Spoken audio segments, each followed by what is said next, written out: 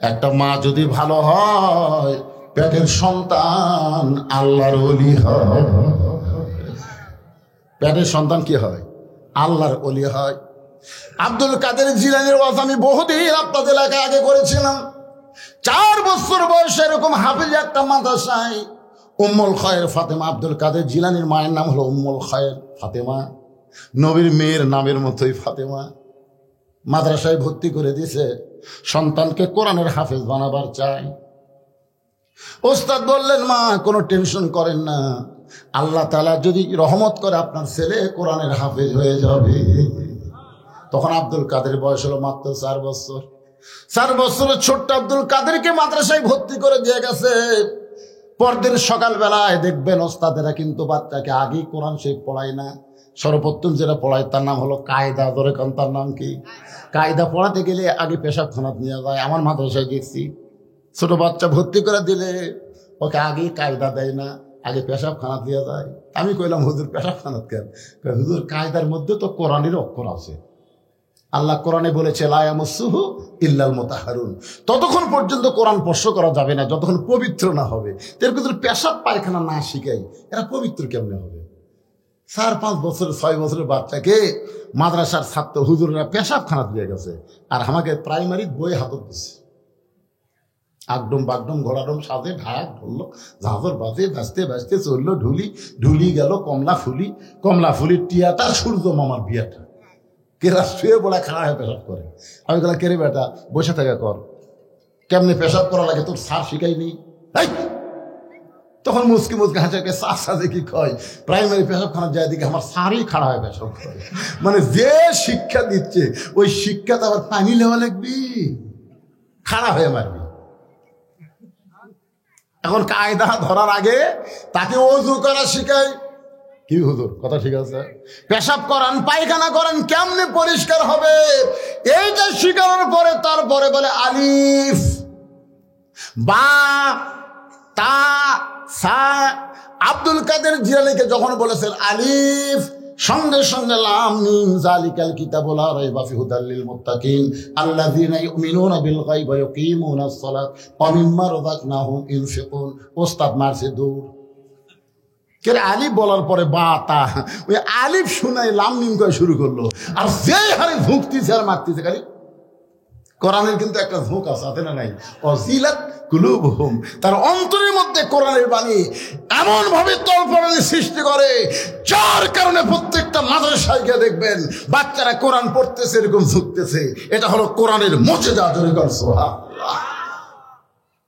আব্দুল কাদের ছোট্ট বাচ্চা কোরআন পড়তেছে আর ঝুঁকতেছে। এমন সময় ওস্তাদ মারছে দৌড়। অনেক ছাত্র বলে, হুজুর দৌড়ান কেন? বলে একলা পারতেছে না, ভয় লাগে। মানুষের বাচ্চা না, মনে হয় পেতনির বাচ্চা।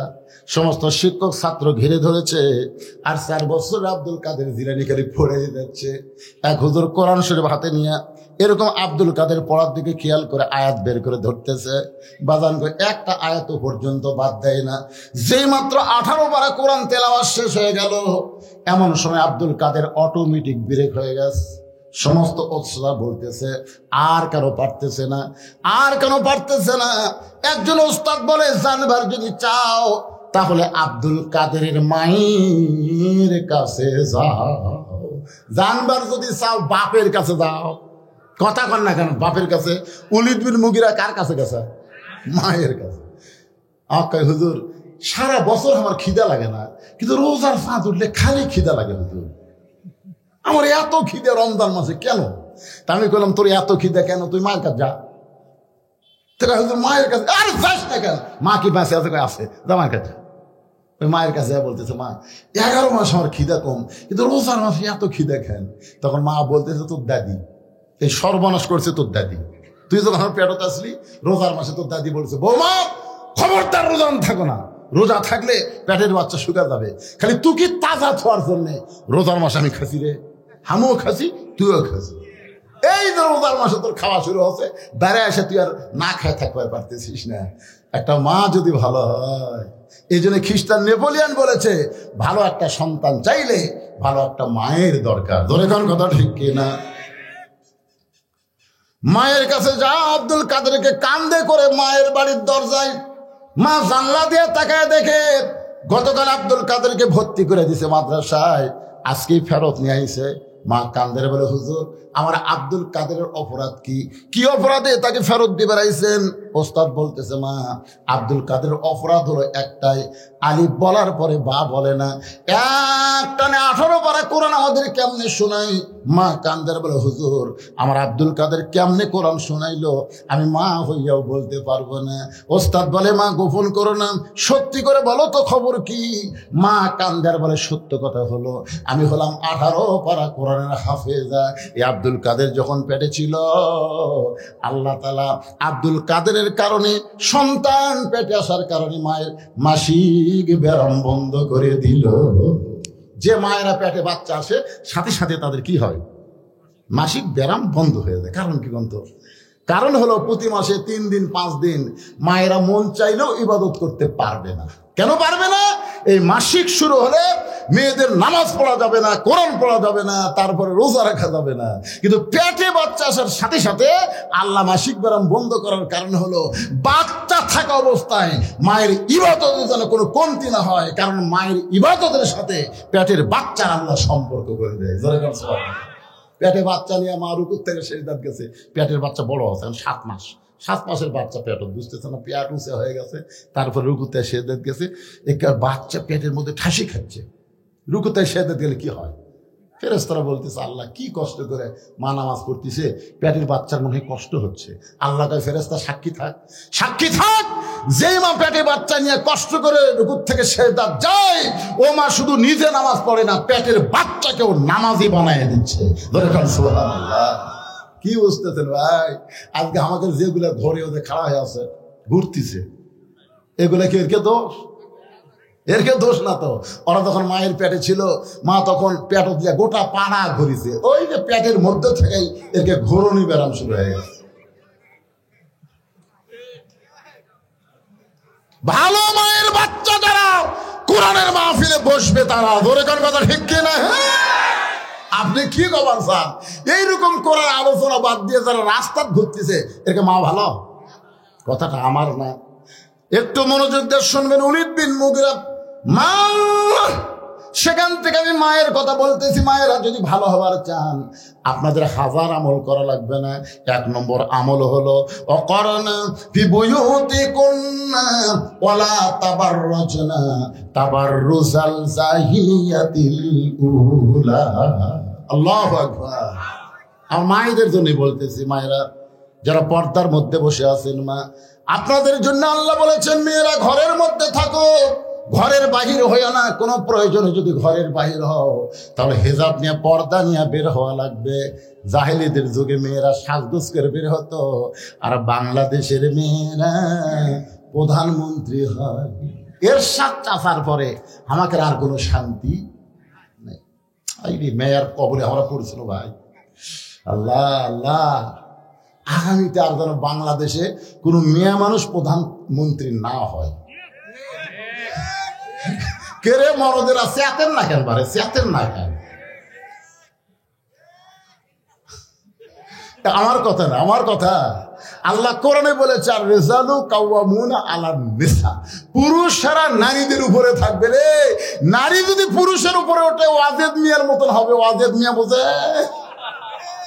ওয়াজেদ মিয়ার জাফরুলের কাছে গেছে, গণস্বাস্থ্য জাফরুলের কাছে গিয়ে বলতেন, ভাই আমাকে একটা চাকরি দে ভাই। তো জাফর গেলে হাসে। ওয়াজেদ মিয়াকে, হাসেন কেন? বলে, হাসার কারণ হলো আপনার বউ হলো প্রধানমন্ত্রী, আর আপনি আমার কাছে চাকরি চান। ওয়াজেদ মিয়া যে কান্দা কান্দিছে, ভাই যেদিন থেকে প্রধানমন্ত্রী হতে ভাই, সেদিন থেকে আমার কলজাতে আগুন ধরে দিছে ভাই। আমার একটা কথাই মানে না, আমার ওর কথা মানা লাগে। আমি একটা চাকরি করবো। চিন্তা করে দেখেন, যে হাসিনা তার স্বামীকে শান্তি দেয়নি, সেই হাসিনা বাংলার জনগণকে কোনোদিন শান্তি দেবার আসেনি। জোরে কোন কথা ঠিক কিনা? ওই বাংলায় আইছে বাংলার মানুষদেরকে হত্যা করতে, প্রতিশোধ নেওয়ার জন্য। জোরে কোন কথা ঠিক কিনা? তাছাড়া কেমনে বলে আমার বাপের দেশ, আমার দেশ, বাপের দেশ, আমার দেশ? প্রধান সেনাপতি কি বলেছে? আমাদেরকে গুলি করার অর্ডার দিচ্ছে, গুলি করা। এই 2000 খালি প্রধান সেনাপতি যদি গুলি করত, লক্ষ লক্ষ বাংলাদেশের ছেলেরা ছাত্র জনতা মারা যেত। তোর এখন ঠিক কিনা? কিন্তু গুলি কেন করেনি? ওই স্বরাষ্ট্রমন্ত্রীর কাছে পুলিশের আইজি বলতেছে, স্যার স্যার আপনারা খালি কোন যে গুলি করেন, আমরা তো করতেছি কিন্তু কাম তো হচ্ছে না। তো স্বরাষ্ট্রমন্ত্রী কয় কি হয়েছে? দেখেন দেখেন এই যে গুলি করতেছি, এটি ফাঁকা হতেই ওই পোড়া যায় আর এখন খাড়া হয়। গুলিতে মানুষ ভয় করে না। এরা আসলে কি? এরা হচ্ছে তয়রান আবাবিল। কারণ আবু সাইদ মরা শুরু হয়ে গেছে। ভাই আমার যখন রক্ত পড়তেছে, আমি তখন জান্নাতের 8টা দরজা দেখতে পাই। মুগ্ধ বলতেছে, আমি যখন শেষ নিঃশ্বাস ত্যাগ করি, রাসূল আমার কাছে হাউজে কাউসারের পানি নিয়ে এসেছিল। ইয়ামিন বলতেছে, ওরা গাড়ি থেকে আমাকে লাথি দিয়ে ফেলে দিয়েছে, আমি জান্নাতের মধ্যে চলে গেছি। ছাত্র জনতা বুঝতে পেরেছে, হাসিনার বিরুদ্ধে আন্দোলন না করলে বাংলাদেশের মানুষ শান্তিতে থাকবে না। হকের পক্ষে থাকতে গেলে দরকার হলে জীবন দেওয়া লাগবে। ধরে কোন কথা ঠিক কিনা?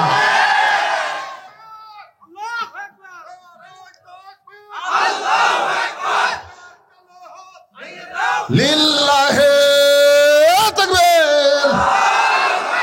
একটু মনোযোগ দিয়ে শোনেন, বিষয়টা হচ্ছে ফাযকুরুনি আযকুরুকুম ওয়াশকুরুনি ওয়ালা তাকফুরুন। আল্লাহু আকবার। একটু মনোযোগ দিয়ে শুনবেন। আব্দুল কাদেরের মা বলতেছে, আমার সন্তান যখন দুনিয়াতে ভূমিষ্ঠ হলো, ভূমিষ্ঠ হওয়ার পরে আমার সন্তানকে যখন স্তনের দুগ্ধ পান করাতাম, তখন আমি আল্লাহর কোরআন তেলাওয়াত করতাম। আমার সন্তান যখন কান্নাকাটি করত, আমি তখন মনোযোগ দিয়ে শোনা লাগবে। আব্দুল কাদেরের মা বলতেছে, আমার সন্তান যখন কান্নাকাটি করত, আমি তখন বাবু তো করে কান্না থামাইনি, আমি আল্লাহর কোরআন তেলাওয়াত করেছি। কোরআন তেলাওয়াত শুনতে শুনতে আব্দুল কাদেরের কান্না থেমে যেত। আব্দুল কাদের রাত্রেবেলা যখন আমার কাছে বিছনায় ঘুমাইতো, আমি এক পারা কোরআন না শুনাইলে আমার আব্দুল কাদের কোনদিন ঘুমাইতো না। আমি তাকায় দেখতাম আমার আব্দুল কাদের চেতনছে, আমি কোরআন পড়তেছি। আমার আব্দুল কাদের যে একবার হয়ে গেছে, আমি তাকায় দেখি চোখ বন্ধ করে ঘুমায় গেছে। আমার মনে হয় আমার পেট থেকে দুনিয়াতে আসার পরে এই 4 বছরে আমি 18 পারা কোরআন বহুবার তেলাওয়াত করেছি।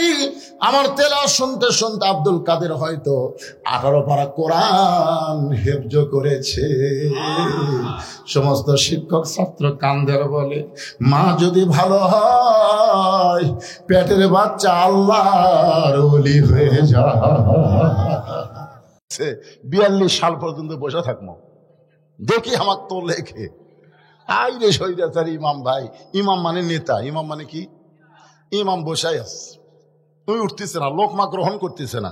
এখন বলেন, মসজিদের মুসল্লি সবগুলা কি নেতার পক্ষে হবে, না যিনি লোকমা দিয়েছেন তার পক্ষে হবে? কার পক্ষে হবে? কারণ লোকমা যিনি দিয়েছেন, উনি নবীর তরিকা মোতাবেক লোকমা দিয়েছেন। যিনি ইমামতি করতেছেন, তিনি নবীর তরিকা মোতাবেক করতেছেন না। জোরে কোন কথা ঠিক কিনা? তাহলে আমরা পীরকে মানবো কতক্ষণ, ইমামকে মানবো কতক্ষণ, আমিরকে মানবো কতক্ষণ? আমির যতক্ষণ আল্লাহর হুকুম নবীর তরিকার উপরে আছে। জোরে কোন কথা ঠিক কিনা? তরিকা একটাই। জোরে বলেন, কয় তরিকা? এক তরিকা। আল্লাহ বলেন, নূহ, ওই বুড়িটার খবর কি? নূহ বলতেছে, আল্লাহ আমার মনি নাই। আল্লাহ বলতেছে, তুমি বুড়ির হাত ধরে নৌকা তুলবার ছেলে, এখন বুড়িটার অবস্থা কি? নূহ বলতেছে, আল্লাহ বুড়ি আবার কি হই? মরে গেছে। মরে গেছে, কারণ সব যখন মরে গেছে, বুড়ি আর আছে? আল্লাহ বলতেছে, নূহ, আজগবি কোনো কথা বলা যাবে না, আজগবি কোনো কথা বলা যাবে না। তদন্ত করে দেখো তো বুড়ির খবর কি, তদন্ত করে দেখো। আমাদের বাংলাদেশে 15.5 বছর আজগবি কথা শুরু হয়েছে। আজগবি, এই দাড়িওয়ালা টুপিওয়ালা রাজাকার, দাড়িওয়ালা টুপিওয়ালা জঙ্গি, দাড়িওয়ালা টুপিওয়ালা আজগবি কথা। আজগবি কথার উপরে বাংলাদেশের 116 জন আলেমকে লিস্ট করছে আজগবি। তার মধ্যে আমি হলাম 18 নম্বর আজগবি। আমার বিরুদ্ধে 27 পৃষ্ঠার একটা ভাউচার দিছে যে আমি জীবনে করি, আমি রাজাকারের গোষ্ঠী, আমি জিএমবি জঙ্গির সাথে আমার সম্পৃক্ত আছে, বহু কিছু লিখে দিয়েছে, নাম তো 18। আজগুবি তদন্ত, আজগুবি কারবার। আল্লাহ বলেন নূহ আজগুবি কোনো কথা বলা যাবে না, কথা বলতে গেলে তদন্ত করে কথা বলা লাগবে। নূহ নবী তদন্ত করতে গিয়ে দেখে বুড়ি তো দূরের কথা, বুড়ির জীর্ণ শীর্ণ বাড়ি পর্যন্ত কিছুই হয়নি। আরে বুড়ি তো দূরের কথা রে, বাড়ি কিছু হয়নি, তাহলে সব যে 40 দিন ডুবে থাকলো। সুবহানাল্লাহ। সঙ্গে সঙ্গে নূহ ডাক দিলেন, বুড়ি মা। বুড়ি টোপলা নিয়ে হাজির, টোপলা টাপলি। নূহ বলে, বুড়িমা টোপলা খেন। বলে, তুমি না কইছিলা বাবা বন্যা গজব যখন শুরু হবে তখন আমার হাত ধরে নৌকায় উঠবা, সেদিন থেকে আজ পর্যন্ত আমি সাইজ হইয়া বসে আছি। সাইজ আমাদেরকেও কিন্তু আল্লাহর পক্ষ থেকে বলা হয়েছে, আল্লাযী খালাকাল মাউতা ওয়াল হায়াতা লিয়াবলুয়াকুম আইয়ুকুম আহসানু আমালা। যে কোনো সময় তোমাদের মৃত্যু হবে, মৃত্যুর হায়াত সৃষ্টি করছেন কে? জোরে বলেন। যে কোনো সময়। মনে করেন না যে আমার চুল পাকেনি, আমার দাড়ি ঠিক মতো গজায়নি, আমার সময় আছে, আমার দাদা বুড়া হয়ে গেছে, দাদার কাছে আগে আজরাইল আসবে, তারপরে সিরিয়াল মোতাবেক আমার কাছে আসবে। এই চিন্তা করতেছেন নাকি? চিন্তা করতেছেন? তাহলে আপনারা বলেন, যে কোনো সময় যদি মৃত্যু আমাদের কাছে আসে, আপনার কি সাইজ হয়ে আছেন? সাইজ। বুড়ি কিন্তু সাইজ। বুড়ি কি আসেন, আসা মাত্রই বুড়ি কি বলবে, দেখি তো আমার ব্যাগ কুটি থুসি, আমার শাড়ি কুটি আছে, আমার বোরকা কুটি আছে, এগুলো খোঁজার টাইম আছে? বুড়ি আগে থেকে বলতেছে আমি সাইজ হয়ে বসে আছি। কিন্তু যেদিন ডাক পড়িবে কবর মাঝে যাইতে, জোগাড় কিছু করছো বন্ধু তার মাঝে বিছাইতে। কিন্তু যেদিন মানে কবে? কথা কয় না রে, বলে কবে রে? নির্দিষ্ট টাইম আছে। তাহলে মশান মারতেছেন কেন? মশান কি? মশান 4 তলা বাড়ি বানায় রড বার করে থোছে, 4 তলা বাড়ি বানায় রড বার করে থোছে। কি রে ভাই খবর কি?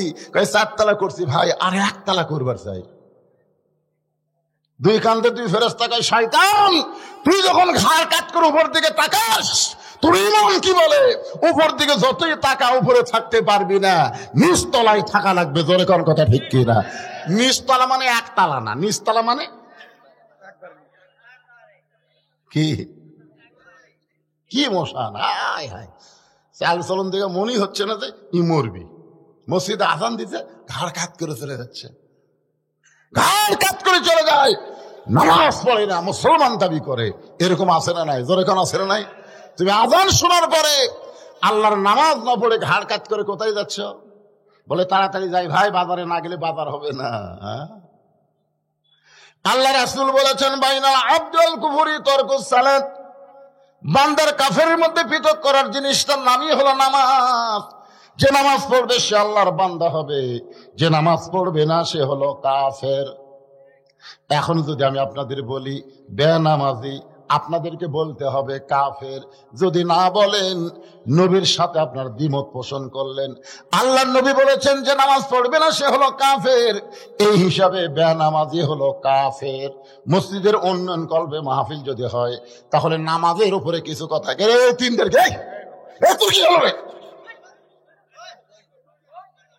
ব্যায়াম ধরছে, ব্যায়াম ধরছে, ওই কয় মিনিট বসে থাকে ব্যায়াম ধরছে। এই শালারা সব কল সিজার করা, সিজার করা। খোঁজবে দেখেন, সিজার করা বাচ্চারা কোনো সময় স্থির থাকবে না, অস্থির। কারণ জন্মের আগেই এদেরকে জন্ম হচ্ছে, বুঝছেন না? আরো 2 দিন পরে এরা নর্মালে হতো, কিন্তু আর মায়ের অধৈর্য থাকার কারণে পেট কাটে বের করছে। পেট খেটে দেখে আর ঘুমই ভাঙ্গেনি। ঘুমই যদি না ভাঙ্গে, ডাক্তাররা চিন্তা পড়ে গেল, কে রে পেট তো কাটুরে, ই তো ঘুমই ভাঙ্গেনি। তখন আর পাও ধরে টানা বের করে এইরকম একটা ঘুরেন দেয়, যেই ঘুরেন দেয় মাথা একটা কান্দে ওঠে। ওই যে ঝাঁকি খাচ্ছে, ওই ঝাঁকি তারা বেশিক্ষণ থাকা পারবি না, তো এখনই শুরু হয়ে গেছে। কে রে?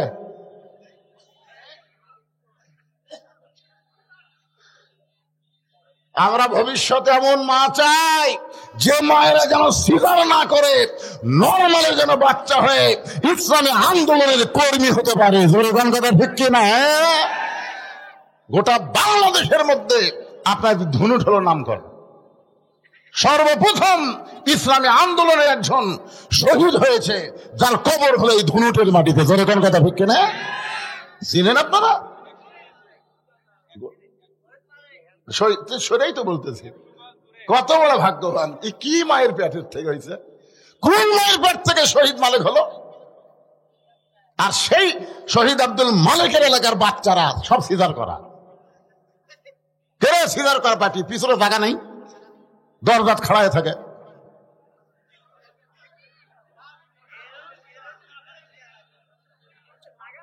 এই মাহফিলে ভলেন্টিয়াররা দুর্বল, খালি গলাতে একটা করে ফিতেলে গুল্লি হবে নাকি? বললে হবে, হাত ধরে নিয়ে দেওয়া লাগবে।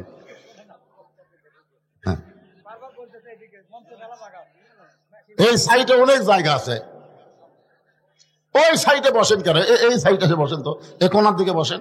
আর যারা বসে আছেন আপনারা একটু জমে বসেন তো ভাই। আমি কিন্তু ওদের শুরুতেই বলছি, মাগরিবের মাহফিলের সমস্যা হলো, আমি শহীদ ভাইয়ের ওটি করছি, বড় বেলা মাহফিল করিনি। মন আজাদ করে আমি তার বাড়ি যাচ্ছি, তখন থেকে ভুটভুটি নিয়ে আসছি। স্যার খেয়ে ঘুটি যাচ্ছি, ওয়াজ শুনবেন, ওয়াজ আছে। এই মাগরিবের মাহফিলের সমস্যা হলো, ওয়াজ শেষ হওয়া পর্যন্ত লোক খালি আসতেই থাকবে। তোর কোন কথা ঠিক কিনা? এই জন্য আপনাকে আগেই বলছি ভাই, একটু সোনার চানেরা জমে জমে বসেন ভাই। যান কেবল ওয়াজের 8 ঘন্টা হতে, তাতেই যদি এই অবস্থা হয়, আরো 1.5 ঘন্টা বাকি আছে। ইয়ার কি করতেছেন?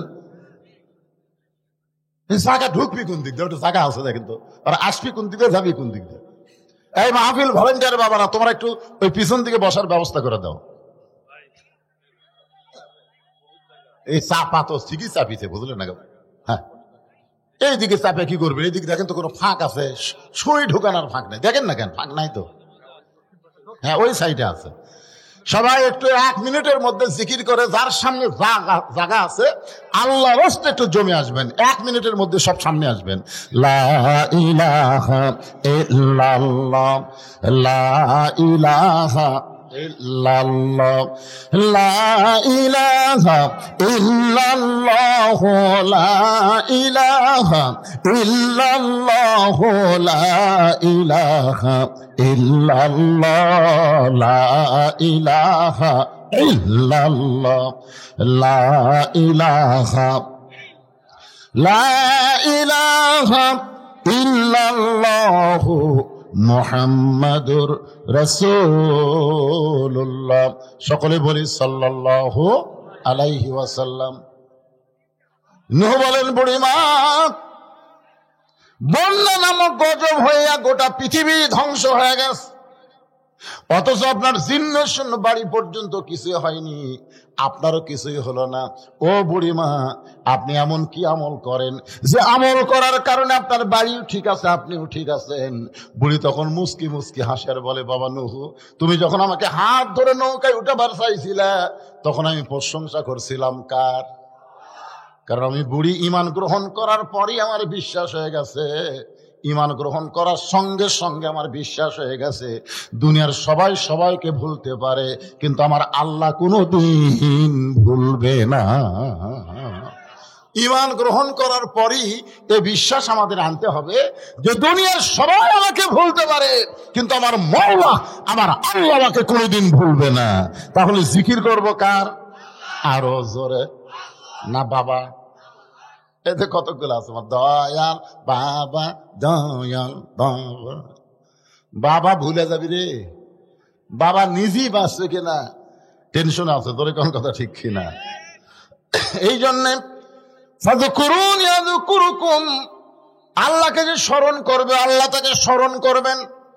আমাদের জাতির পিতা হযরত ইব্রাহিম চড়কের উপরে বসে আছেন, বাবা হযরত রশি ধরে টানতেছে, আর নিচে নমরুদের আগুনের চুলার দাও দাও করে আগুন জ্বলতেছে।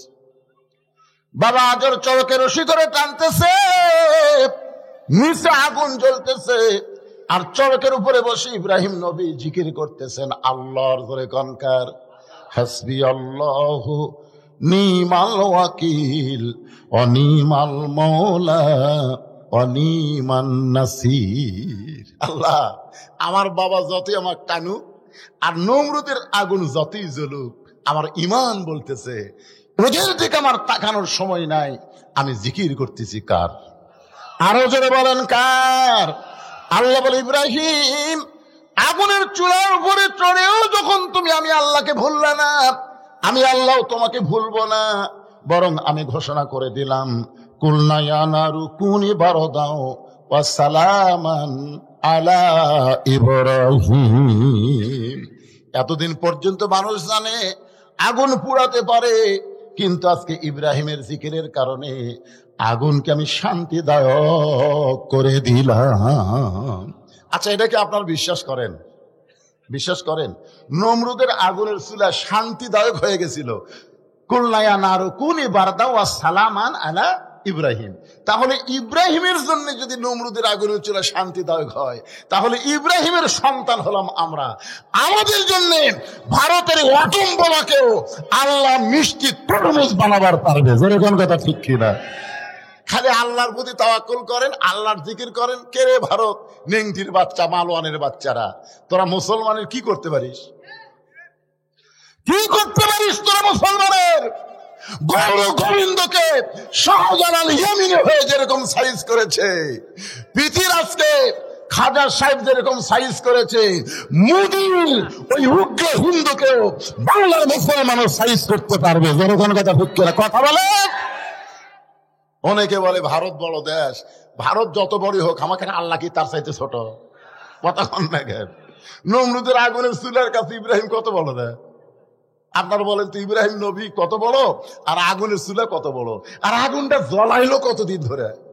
উপর দিয়ে পাখি উড়ে যাওয়ার পারে নাই, আগুনের তাপে পাখি পুড়ে ছাই হয়ে গেছে। আর সে আগুনের চুলা আল্লাহর জিকির চালু থাকার কারণে যদি শান্তির বাগান হয়ে যায়, আমাদের অন্তরে যদি আল্লাহর জিকির থাকে, আল্লাহর স্মরণ যদি সবসময় থাকে, ভারতের বাংলার কিছুই করতে পারবে না। আমরা তাকায় থাকবো আল্লাহর দিকে। জোরে বলেন কথা ঠিক কিনা? ফাযকুরুনি আযকুরকুম, যে আল্লাহর স্মরণ করে আল্লাহ। এরকম আলোচনা করতে গেলে সারা রাত চলে যাবে। আমি এই জিকিরকে সংক্ষেপ করে নিয়ে আসলাম। ইন্না নাহনু নাযালনা যিকরা ওয়া ইন্না লাহু লাহাফিজুন।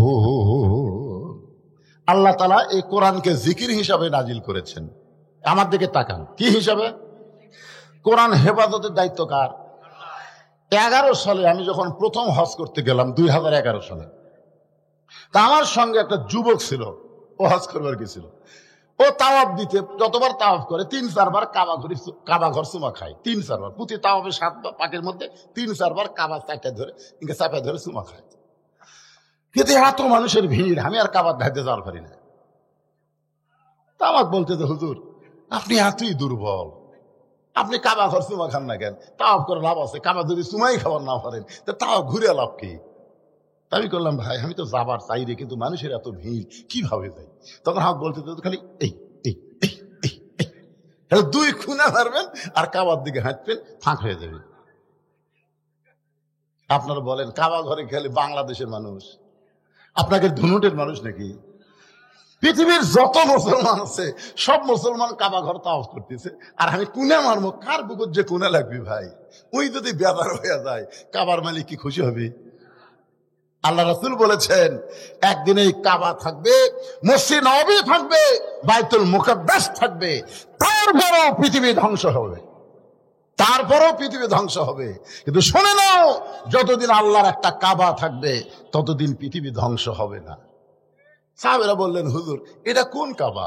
আল্লাহ রাসূল বললেন, একজন ইমানদার মুসলমান, জাকিরিন মুসলমান যতদিন দুনিয়াতে থাকবে ততদিন দুনিয়া ধ্বংস হবে না। তার মানে বোঝা গেল, কাবার চাইতে, মসজিদের চাইতে একজন জিকিরওয়ালা মুসলমানের দাম আল্লাহর কাছে অনেক বেশি। কি মনে করতেছেন? কাবা ঘর তো ঠিকই ছিল। মক্কা বিজয়ের পরে নবী যখন এসে কাবার দরজা খুললো, কাবা ঘরের মধ্যে 360টা মূর্তি। কিরে, ঘর হলো আল্লাহর আর মূর্তি ঢুকলো হিন্দুকে। আপনার কি মনে করতেছেন খালি বাংলাদেশের মোড়ে মোড়ে মূর্তি না রে? কাবা ঘরের মধ্যে ঢুকছে। আল্লাহ রাসূল মূর্তিগুলো বার করে যখন সাহাবী করে দিচ্ছে আর বলতেছে যে ছাপা মারো, পাহাড় আছে, যদি এমনি ভাঙবার না পারো ওই পাহাড়ও যা বাড়ি মারো, সব ভাঙ্গা চুরমার করে দাও। ওমর ফারুক বলতেছে হুজুর আমার কথা হলো এই আল্লাহর ঘরের মধ্যে কাফেররা মূর্তি ঢুকালো কেমনে? মানে ওমর ফারুক তো বুঝতেছেন ডাইরেক্ট মাল, ধরে কোন কি মাল, ডাইরেক্ট মাল, ট্যাঙ্গেল ট্যাঙ্গেল বলতেন। তিয়া রাসূলুল্লাহ এই ঘর কার? রাসূল বললেন আল্লাহর। আল্লাহ তাআলা নাজিল করেছেন ফালিয়াবুদু রব্বা হাযাল বাইত, এই ঘরের মালিকের যারা গোলামি করবে, আছে না নাই? সূরা ফিলের মধ্যে আছে না নাই? পড়েন তাহলে আমার সঙ্গে, ফালিয়াবুদু রব্বা হাযাল বাইত আল্লাযী আত'আমাহুম মিন জু'ইন ওয়া আমানাহুম মিন খাউফ। কি বুঝলেন? এই ঘরের মালিকের যারা গোলামি করবে, ইবাদত করবে, যারা নামাজ পড়বে, আল্লাহ তাদেরকে দুইটা পুরস্কার সাথে সাথে দিবে। এক নম্বর পুরস্কার হলো তার রেজেকের কোনো পেরেশানি থাকবে না, আর দুই নম্বর পুরস্কার হলো যাবতীয় ভয় ভীতি থেকে আল্লাহ তাকে পুরোপুরি নিরাপত্তা দিয়ে দিবে। তাহলে বাংলাদেশের অভাব দূর করবার গেলে ডক্টর ইউনূসের মতন সরকার বসালে তো কাম হচ্ছে না। আমরা মনে করলাম হাসিনা সব মায়েরা বিদেশে পাচার করছে, এখন ইউনূস আসার পরে মনে হয় কিছু একটা হবি, কিন্তু বাজারাত গেলে দেখা যাচ্ছে যা আসলো তাই। দুই একটা হতাশা লীগ বলতেছে আগেই ভালো আছিল। আমাদের কাহালুতে 3টে আওয়ামী লীগ বাড়াচ্ছে, একটা হলো গুজব লীগ, ধর এখন কি লীগ, কিছুদিন পর পর এইবারে ইউনূস থেকে পারবি না, এইবারে আমি কালো শালা তোর কাছে ইউনূসের দাম নেই, হাসিনা এক দেখো। এক সাংবাদিক হাসিনা বলছে যে এই বিপদে আপনি কোন দোয়া পড়তেছেন? হাসিনা বলতেছে পড়বার গেলি খালি ওর নাম মনে আসে। আল্লাহর এমন এক জনক বসাতে ভাই, হাসিনা পড়তে তো দোয়া ইউনূস পড়বার পারতেছে না, তোর কোন কথা ঠিক না, অথচ বিপদে পড়লে কোন দোয়া, এ কথা কন না, এখন কোন দোয়া? আয় একজন আমাকে বলতেছে হুজুর হাসিনা কেমন আছে আপনি জানেন? আমাকে বলতেছে আবার কি হলো, ওইদিকে চিল্লা চিল্লি কানাই, সাইডে বসো, ওই কোনার দিকে যাও, কোনাই মন্ডল হও দাও। আমাকে বলতেছে হুজুর হাসিনার মতি গতি কেমন বুঝতেছেন? এক এক সময় এক একটা সাইড হয়ে বাংলাদেশ ষড়যন্ত্র করতেছে, কোন সময় কি হয়ে আসে, কখনো রেকশালে আসে, কখনো আনসার হয়ে আসে, কখনো হাইকোর্টের মধ্যে আসে, কখন কি এবার আবার ইসকন হয়ে যাচ্ছে, কি আর ভাব কি? তখন আমি বললাম বাবা দুপুর বেলায় একটা অস্ট্রেলিয়ান গাভী হারাছে। কোন বেলায়? দুপুর বেলায় অস্ট্রেলিয়ান গাভী হারাছে। এখন এই গাভী খুঁজবার কাছে রোদের মধ্যে ভাই খুঁজে পাচ্ছে না, যে দেখ একটা ছেলে খাড়ায় আছে। তখন ওই গাভীওয়ালা ওই ছেলেকে বলতেছে ভাই আমার এইদিকে গাভী দাও দেখছে। ওই ছেলে হলো আর বেটা, বেটাকে বলতেছে কে ভাই আমার গাভী কোন দিকে গেছে? বেটা কয় কে রে, আমার বাপ হয়ে আমার ভাই কলো, এইটা কি হলো? তো চলে গেছে মায়ের কাছে, রাখে মা আব্বা পাগলা হয়ে গেছে, আমার তাই ভাই কছে। ইতিমধ্যে বাপ এসে বলতেছে কি হয়েছে গো? তুমি নাকি তোমার ছেলেকে ভাই কইছো? কঠিন রোদের মধ্যে গরু হেলালে কিছু মনে থাকে মা, কিছু মনে থাকে মা। একটা গরু হারানোর পরে বেটাক ভাই কয়, বক মা কয়, আর অন্যায় ভাবে 15.5 বছর যেই ক্ষমতার চেয়ারে বসে আছিল, সেই ক্ষমতা হারালে কত বড় পাগলি হয়েছে চিন্তা করা দরকার। কথা ঠিক না? ওই কখন যে কাক কি কবি ভাই, নদীর বহু নাই তুই আরামে উঠি থাক, যখন কথা ঠিক কিনা? আমাকে দেশে কোনো জ্ঞান দান করিস না, কারণ 900 বছর আগে লক্ষণ সের পল আছে আর হাসিনা পল আছে। পলার ক্ষমতায় তাকে জনগণ আর কোনোদিনও দেখবে না, ধরে কথা ঠিক কিনা? বসে আছো দাদার বাড়ির, আল্লাহর ওলি বলেছে গাছের গোড়াতে এমন ঝাঁকুনি বাড়বে দিল্লির মামু বাড়ি গিয়ে পড়বা, ধরে কথা ঠিক কিনা? আপনার বলেন তো এ পর্যন্ত আল্লামা সাইদি হুজুরের প্রত্যেকটি কথায় 100 ভাগ ফলে গেছে, ধরে কথা ঠিক কিনা? আজকে শুধু সাইদি হুজুর আছে, 100 বছর বাংলার মানুষ ইমাম আজম হানিফার মতন তাকে মূল্যায়ন করবে, ধরে কথা ঠিক কিনা? 15 বছর জেলখানায় বন্দি থেকে 13 বছর জেলখানায় বন্দি রেখে হাসপাতালে হত্যা করা হয়েছে। আবু হানিফাকেও জেলখানায় বন্দি রেখে 20 পানে হত্যা করা হয়েছে, ধরে কথা ঠিক কিনা?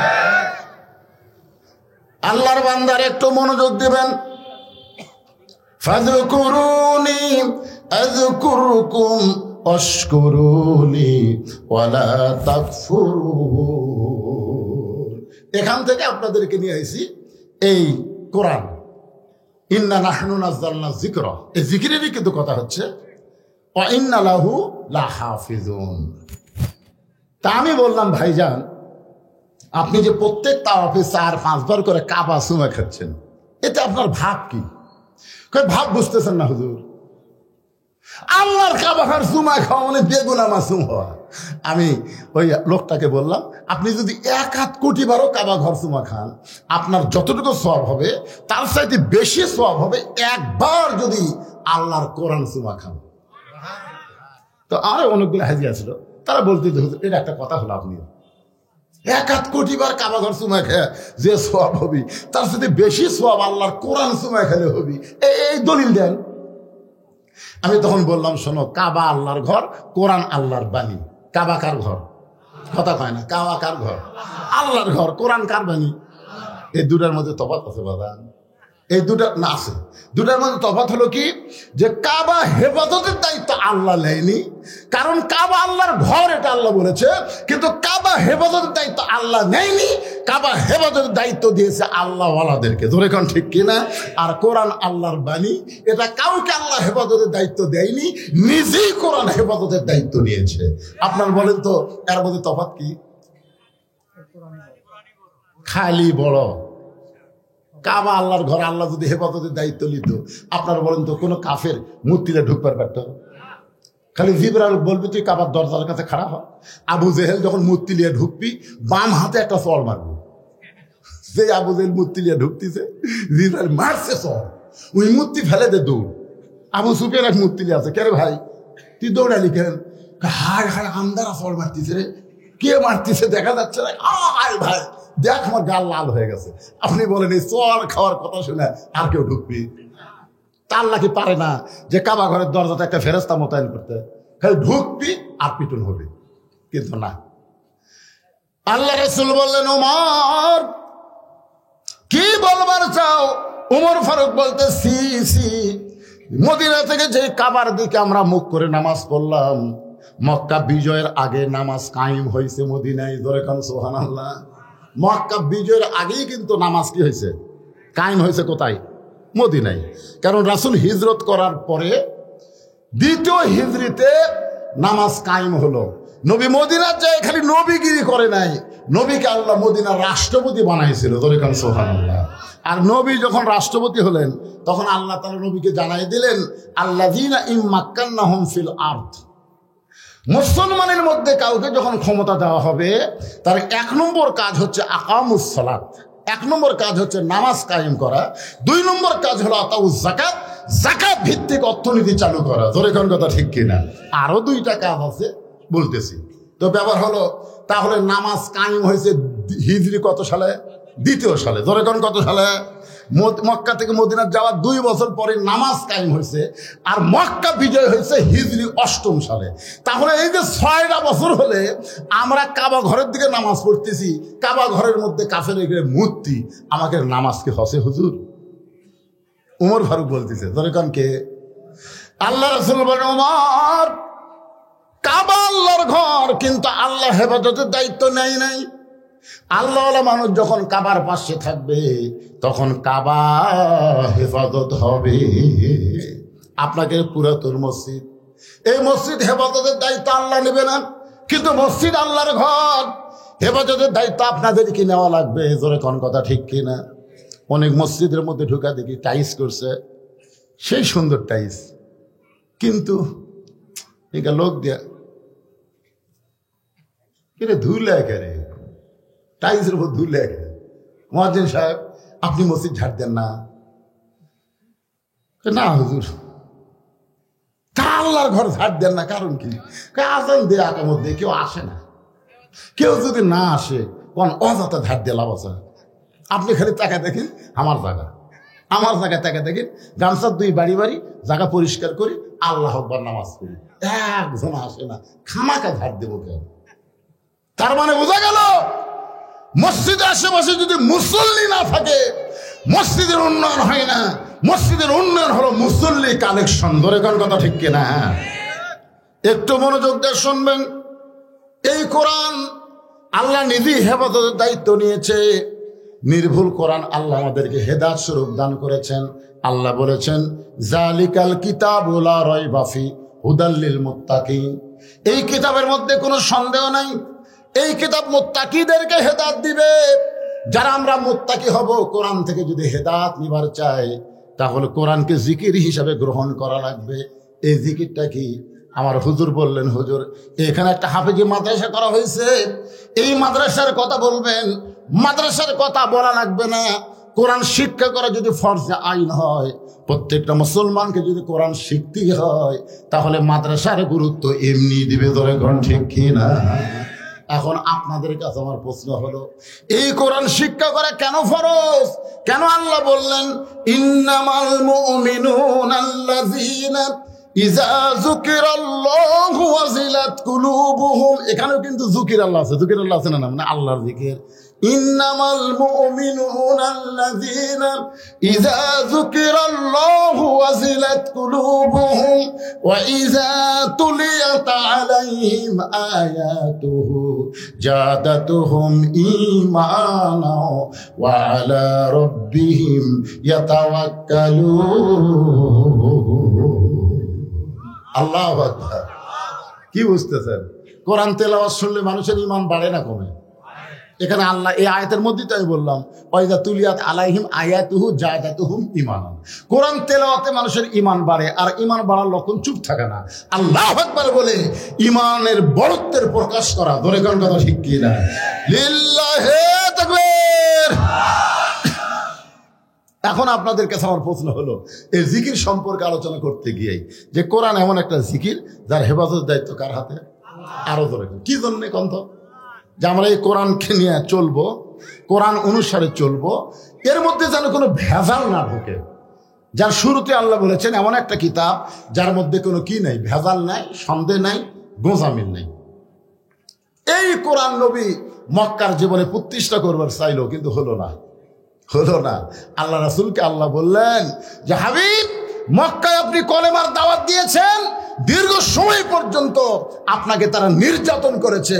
মুসলমানের সংখ্যা তো বাড়তেইছে না, বরং এ পর্যন্ত 320 জন, 13 বছরে 320 জন। আপনি হিজরত করেন। আল্লাহ তাআলা গভীর রাত্রে নবীকে হিজরতের হুকুম দিলেন। নবী হযরত আলীকে ডাক দিয়ে বলেন, আলী, আজকে গভীর রাত্রে মক্কা ছেড়ে আমাকে মদিনায় যাওয়ার হুকুম করেছেন কে? তুমি শুধু আমার বিছনায় একটু ঘুম পাড়বা চাদর মুড়ি দিয়ে। আলী বলতেছি, ইয়া রাসূলুল্লাহ, আপনি হিজরত করবেন আর আমি বিছনায় ঘুম পাড়বো, বলেন তো এর মধ্যে হিকমত কি? রাসূল বলতেছে, তাকায় দেখো। হিকমত হলো তাকায় দেখো। আলী তাকায় দেখে মক্কার 37টা নেতা। কতগুলো নেতা? 37 জন নেতা লাঠি সোটা বর্ষা নিয়ে নবীর বাড়ির চারিধারে দাঁড়া আছে। তার মানে কি বুঝলেন? নবীকে আল্লাহ হিজরত করবার কয়ে ওই নেতা করক আবার বলিছে, তোরা লাঠি লে দাঁড়া থাক, জাগা মতো পিটন দিব। তোর এখন কথা ঠিক কিনা? আলী বলতে, হুজুর, এতদিন মনে করতাম আল্লাহ আপনার পক্ষে আছে, কিন্তু আজকে দেখে বুঝতেছি যা কিছু তা আল্লাহ করতেছে। আপনাকে আল্লাহ হিজরতের হুকুম দিল, আর এরা লাঠি সোটা নিয়ে দাঁড়ায় থাকলো। কারণ কি? যেদিন এরা আপনার বাড়ি ঘেরাও করেনি, সেই দিন আল্লাহ হিজরতের হুকুম দিলেই তো পারত। আজকে সবাই যখন লাঠি সোটা নিয়ে দাঁড়ায় আছে, আর এই সময় আপনাকে মক্কা ছেড়ে মদিনায় যাওয়ার হুকুম দিল, আমার মনে হয় আল্লাহ নবী বলেন, আলী, তোমাকে যেইটা হুকুম দিলাম তুমি সেইটাই করো। আমার বিছনায় চাদর মুড়ি দিয়ে তুমি ঘুমায়া যাও, খবরদার চেতন থাকবা না, তুমি ঘুমায়া যাও। নবীর কথা মতো হযরত আলী চাদর মুড়ি দিয়ে বিছনায় ঘুমায় গেলেন। কিছুক্ষণ পরে নবী আবার আসে চাদর টান দিয়ে দেখি তো চেতন থেকে কি ঘুমের ভান করতেছে নাকি। চাদর টান দিয়ে দেখে হযরত আলী অঘোর নিদ্রায় শায়িত। জোরে কর সুবহানাল্লাহ। কারণ রাসূল বলেছেন ঘুমায়া যাও। রাসূল যেখানে ঘুমাতে বলেছেন সেখানে চেতন থাকা যাবে। হযরত আলী যখন ঘুমায় গেছে, এমন সময় নবী আমার চুপি চুপি ঘরের দরজা খুলে তাকায় দেখে 37 জন নেতা লাঠি সোটা নিয়ে দাঁড়ায় আছে। রাসূল বলেন, আল্লাহ, এরা যেভাবে তাকায় আছে, এখনই বের হলে ওরা আমাকে গ্রেফতার করবে, ধরবে, মারবে। আল্লাহ বলেন, হাবিব, যে কোরআন আপনাকে আমি দিয়েছি, অনুনাজ্জিলু মিনাল কুরআনি মা হুয়া শিফাউ ওয়া রাহমাতুল লিল মুমিনিন। আল্লাহু আকবার। কি বুঝতেছেন? সব সমস্যার সমাধান দিতে পারে। এই যে আয়াত পড়লাম, এরই বাংলা অর্থ হলো সব সমস্যার সমাধান। ওগো নবী, আপনি বিপদে পড়বেন এটা না, বরং সূরা ইয়াসিনের মধ্যে কয়েকটা আয়াত আপনি তেলাওয়াত করে এক মুষ্টি বালির উপর ফুৎকার দিবেন। নবী বললেন, বালু ফুৎ দিলে কি হবে? বলে, আপনার কাম আপনি করেন, আমার কাম আমি করে দিব। ধরে কোন সুবহানাল্লাহ। এক মুষ্টি বালির মধ্যে নবী কোরআনের 3টা আয়াত পড়ে যখন ফু দিলেন, ওই বালুগুলো সাহিত্যের জন্য তার চোখের মধ্যে ঢুকে পড়লো। আপনারা বলেন তো, চোখের মধ্যে যখন বালু ঢোকে তখন কি আর হাতত লাঠি থাকে? লাঠি তরবারি বর্ষা ফেলে দিয়ে সবাই খালি চোখ ডলতেছে। চোখ যখন ডলতেছে, আল্লাহ কয়, নবী এখন দেখেন তো কি খবর? নবী কয়, ওরকে লাঠি দিয়ে ওরকে পাশাত ধরেন যাবি না, বুঝবারই পারবি না। আল্লাহ বললেন, আপনাকে মারা লাগবে না, জাগা মতো মারে আমি দিব, আপনি খালি যান। নবী আমার চুপি চুপি আবু বকরের বাড়ির দরজায় আস্তে করে ডাকে, আবু বকর। সঙ্গে সঙ্গে দরজা খুলে গেল। রাসূল বলে, আবু বকর, আমি যে তোমার বাড়িতে আসতেছি এটা তুমি আগে থেকেই জানতে নাকি? আবু বকর বলে, হুজুর আপনার কি মনে নাই? কয়, আজ প্রায় 6 মাস আগে আপনি বলেছিলেন একদিন গভীর রাত্রে মক্কা ছেড়ে মদিনায় হিজরত করা লাগবে, আমাকে সঙ্গে করে আপনি মদিনায় যাবেন। সেদিন থেকে আজ পর্যন্ত কোন রাত্রিবেলা ঘুমাইনি, সারা রাত আমি দরজায় দাঁড়িয়ে থাকি। সঙ্গে সঙ্গে নবী বললেন, চলো যাই। যেই বলছে চলো যাই, আবু বকর বলেন, ইয়া রাসূলুল্লাহ চলেন। নবী বললেন, আবু বকর চলো যাই বললাম, তুমি আমার সঙ্গে চলতেছো, একটা বার তুমি কি ঘরের মধ্যে যাবা না? তোমার বিবি বাচ্চার কাছে তুমি কি বলবো না?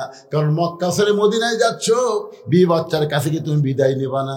আবু বকর বলল, নবী গো, আপনি যেদিন আমার নেতা আর আমি যেদিন ইসলামের কর্মী হয়েছি, সেদিন থেকে কলিজার মধ্যে আমার নিয়ত হলো, আল্লাহ রাসূল ছাড়া অন্য কাউকে আমি প্রাধান্য দেই না। আল্লাহর হুকুম নবীর তরিকা মোতাবেক চলাটাই হলো আমার 1 নম্বর দায়িত্ব। নিজের বিবি বাচ্চার কাছে না বলে নবীর সঙ্গে চলতেছেন মক্কা থেকে মদিনার উত্তর দিকে, আর আল্লাহর নবী আবু বকরকে নিয়ে যায় পূর্ব দিকে। আবু বকর বলে, হুজুর আপনি কি মদিনার রাস্তা ভুলে গেছেন নাকি? মদিনা হলো মক্কা থেকে উত্তর দিকে, কিন্তু আমরা যাচ্ছি পূর্ব দিকে। রাসূল বলে, আবু বকর আমি রাস্তা ভুলি নাই, এই পূর্ব দিকে যাওয়াটাই হলো আল্লাহর হুকুম। আবু বকর বলে, রাসূলুল্লাহ উত্তর দিকে মদিনা না যায় পূর্ব দিকে যাওয়া আল্লাহর হুকুম কেন? রাসূল বলে, আবু বকর ওই যে একটা পাহাড় দেখতেছো? বলে, হ্যাঁ। ওই পাহাড়ের উপরে আমাদের 2 জনকে উঠতে হবে। ওই পাহাড়ের ভিতরে একটা গর্ত আছে, এই গর্তের মধ্যে আমাদেরকে আত্মগোপন করা লাগবে। আবু বকর বলে, ইয়া রাসূলুল্লাহ আল্লাহর হুকুমেই যদি মদিনায় হিজরত করা লাগে, তাহলে আত্মগোপন করবেন কার ভয়ে? হুজুর আত্মগোপন করবেন কার ভয়ে? আল্লাহ রাসূল, আবু বকর আল্লাহর হুকুমে আমাদেরকে আত্মগোপন করা লাগবে। আল্লাহর হুকুমে হিজরত করাও যেমন ফরজ, আল্লাহর হুকুমে আত্মগোপন করাও হলো তেমন ফরজ। আমাকে একজন বলতে, হুজুর আইদুল হক জিহাদি, আগে আমরা দেখতে ওয়াজ শুনবার গেলে দেখি ওয়াজত আসে চোরের মতন, মানে কোন দিক দেখতে যে উঠলো আমরা বুঝতে পারি না। আবার যখন ওয়াজ শেষ হয় তখন বাতিল লিবে চলে যায়। এটা কারণ কি হুজুর? কারণ হলো গারে সুর, কারণ হলো গারে সুর। এরই নাম হলো হিকমত। জোরে কোন সুবহানাল্লাহ। উত্তর দিকে না যায়, পূর্ব দিকে যায়, পাহাড়ের গুহার মধ্যে লুকে আছে। আবু জেহেলের ভয়ে, কাফেরের ভয়ে না আল্লাহর হুকুমে? আল্লাহর হুকুম। আমরা 15.5 বছর লুকালুকি করছি কার হুকুমে? এই নবীর সুন্নত অনুযায়ী। লুকালুকি না করলে আজকে ইসলামী আন্দোলন এত বড় পজিশনে যাইতো। আজকে সমস্ত দল ইসলামী আন্দোলনকে চিন্তা করতেছে, না জানে আগামীতে কি হয়। আমরা তো পুরোপুরি একটা আবাসই দিয়ে দিচ্ছি, সব দেখা শেষ, আগামীতে দেখবো আল্লাহর কোরআনের বাংলাদেশ। এটা কি এমনি এমনি করছি? গোটা বাংলাদেশ ওয়াজ করতে গিয়ে বুঝতে পারতেছি ভাইজান, আমরা নাঙ্গল দিয়ে চাষ করছি, কিংবা আমরা পাওয়ার টেলার দিয়ে চাষ করি, তা নাঙ্গলই করি। যখন এক মার্কা নাঙ্গল নাঙ্গল দিয়ে চাষ করছি, ধান কাটে নৌকাত করে আমরা নদীর ওই পারে নিয়ে যাচ্ছি মাপার জন্য। কি দিয়া মাপতেন এখন আপনি চিন্তা করবেন। জোরে কথা ঠিক কিনা? সব দেখা শেষ। আগামীতে দেখবো এই 92 মুসলমানে আল্লাহর কোরআনের বাংলাদেশ। কারা কারা দেখতে রাজি? 2 হাত তুলে আল্লাহকে দেখান। লিল্লাহে তাকবীর। সব তো দেখলেন ভাইজান, কোরআনটা কেমন খালি শুনলে হবে না, এটা বাস্তবে দেখা লাগবে। জোরে কোন কথা ঠিক কিনা? একটু মনোযোগ দিয়ে শুনবেন। সকাল হয়ে গেছে, সকাল হয়ে গেছে। আবু জেহেল বলতেছে যে পাহারা দিছি পলাবে কোন দিক দিয়ে? আমাকে পাহারা বুঝতেছে না, সেই রকম পাহারা, পলাবে কোন দিক দিয়ে? আবু সুফিয়ান বলতেছে আজকে রাত্রেবেলা পলাবো না, আমরা কি ফেরত যাবো? আবু জেহেল বলতেছে এই সাহিত্যের জন্য আবার কবে একত্র হবো? দরকার নাই, দরকার নাই, দরজা ভাঙ্গে আজকে কাম সারা লাগবে। সাহিত্যের জন্য তার মধ্যে আবু জেহেল হলেন বড় নেতা। দরজা খুলে তাকায় দেখে ওরে তামানে চাদর দিয়ে ঘুম পাড়তেছে। ঘুমের কারণে নাকের শব্দ শোনা যায়। আবু সুফিয়ান আবু জেহেল একসাথে। এই বাম সাইডে একটা যুবক নেতা নাম হলো উলিদ বিন মুগিরা। উলিদ বিন মুগিরা বলতেছে নেতা এই মানুষ এক মারার জন্য আমরা সারা রাত পড়া দিচ্ছি আর এই নাক ডেকে ঘুম পাড়তেছে। আচ্ছা নাক ডেকে ঘুম কে পাড়তেছে? কেন পাড়তেছে? রাসূল কাছে ঘুম পান। নবীকে কেমন অনুসরণ করে চিন্তা করেন। যারা যদি নবী না পায় তাহলে তো গু সাপের মতন মারবে আলী। জোরে কোন কথা ঠিক কিনা? কিন্তু দেখেন আরামসে ঘুম পাড়তেছে। উলিদ বিন মুগিরার হাতে একটা বর্শা ছিল, চাদরের মধ্যে আল্লাহর নবী মনে করে ওই বর্শা যখন মারতে চায়, আবু জেহেল বলতেছে ঘুমন্ত মানুষকে মারা জায়েজ নাই। বড় নেতা ফতুয়া মারছে, ঘুমন্ত মানুষও মারা জায়েজ নাই রে। এতজন মানুষ মিলে তাকে হত্যা করে বানাইছি, ঘুমের মানুষও মারা লাগবি, অচেতন করে তারপর মারবো। উলিদ বিন মুগিরা বলে নেতা আমার আর তোর সয় না, সারা রাত যাকে মারার জন্য পাহারা দিলাম আর সেই বেটা আরামে ঘুম পাড়তেছে। আপনার সব নেতৃত্ব সব সময় মারা যায় না, দেখবেন অনেক সময় চামচারা নেতা ছাড়া কাম করে। ধরে কোন কথা ঠিক কিনা? এই বলে উলিদ বিন মুগিরা যখন বর্ষাটা মারতে চায় এমন সময় আবু জেহেল খস করে ধরছে। কেন তোকে আমি নিষেধ করি তারপরে তুই বর্ষা মারিস? আপনার সব কথা মানা যাবে না তো, বুঝতেছেন না? সারা চেতন থেকে চোখ লাল হয়ে গেছে আর এই বেটা লাখ ডেকে ঘুম পাড়তেছে। আবু জেহেল বলতেছে উলিদ তুই আমার কর্মী, আমি তোর নেতা। সুবহানাল্লাহ বলেন না কেন? কারণ আবু জেহেল জানে আবু জেহেলের বাড়ির সবচেয়ে নিকটে হচ্ছে রাসূলের বাড়ি। আবু জেহেল জানে এই জায়গায় যদি নবীকে রক্তাক্ত করি তাহলে আল্লাহর গজব এসে উলিদ বিন মুগিরার বাড়ি তো অনেক দূর, অর্ধের গজব না যে আগে হামাক ধরবে। কারণ আবু জেহেল তলে তলে আমাদের নবী যে আল্লাহর নবী এটা বিশ্বাস করে, কিন্তু মানে না। কারণ মানলেই তার ভুয়া নেতৃত্ব চলবে না। আজও পর্যন্ত বাংলাদেশের সব নেতারা জানে আলেমরাই হলো শ্রেষ্ঠ নেতা। ধরে কোন কথা ঠিক না? বিশ্বাস যদি না করেন মসজিদের মধ্যে যান, আপনাকে সিরাজ কন আর যাই কন, যত নেতা আছে এরা কোনোদিন সামনে যাওয়ার পারবি? কথা কন না ভাই, পারবি? দবির দই পারবি না? এটি আর ডাইরেক্ট দিচ্ছে না, এটা ওটা অ্যাঙ্গেলে দিল। যেই নেতা পিছনে থেকে সামনে যাওয়ার পারবে না ওরে নেতা বানান যাবে না। জোরে কোন কথা ঠিক কিনা? বুঝবার পারেন না, পরে বুঝবেন। আল্লাহর বান্দার একটু মনোযোগ দিবেন। ইন্নামা ইয়াখশাল্লাহ মিন ইবাদিহিল উলামা। এই কোরআনের সবচাইতে বড় জিকির হলো বান্দা সমূহের ভিতরে আলেম বান্দারাই আল্লাহকে সবচাইতে বেশি ভয় করে।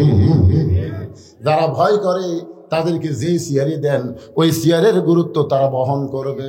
একটু মনোযোগ দিয়ে শুনবেন। আবু জেহেল আল্লাহর নবীর সিনে জানে, এই কারণে চিন্তায় আছে এই জায়গায় যদি উলিদ বিন মুগিরা বর্ষা মারে আর নবী যদি এই জায়গায় মারা যায় তাহলে সর্বোত্তম আমাকেই গজব ধরবে। এজন্য বর্ষাটা খফ করে ধরেছে। আমি আপনাদের কাছে একটা প্রশ্ন করি, নবীর সবচাইতে বড় শত্রু হলো আবু জেহেল, আর নবীর সবচাইতে খারাপ শত্রু হলো ওলীদ বিন মুগীরা। বুঝতে পারলেন? নবীর সবচাইতে বড় শত্রুকে আবু জেহেল, আর নবীর সবচাইতে খারাপ শত্রু হলো ওলীদ বিন মুগীরা। মানে সবসময় নবীকে খারাপ ভাষা দিয়ে গালি দিত। একদিন নবী সাহাবীদেরকে নিয়ে আলোচনা করতেছে, ওলীদ বিন মুগীরা সাইড দিয়ে যাচ্ছে আর বলছে, ও মুসলমানের নবী, তুমি যদি সত্যি আল্লাহর নবী হও তাহলে জন্মের আগে তোমার বাপ বললো কেন? আচ্ছা দেখেন, এইটা একটা কথা হলো। ও মুসলমানের নবী, তুমি যদি সত্যি আল্লাহর নবী হও তো জন্মের আগে তোমার বাপ বললো কেন? এখন যদি আমাকে বলে, ও বদর রশিদ, আপনি সত্যি আলেম হন তাহলে আপনি এত কালো হলেন কেন? এখন আপনারা বলেন, আমি যে কালো হচ্ছি এটা কি আমি হচ্ছি?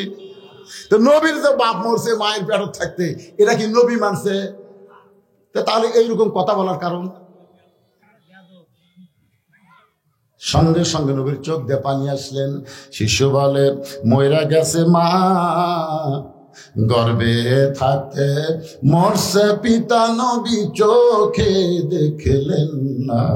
কে করিবে লালন পালন, কে দিবে সান্ত্বনা?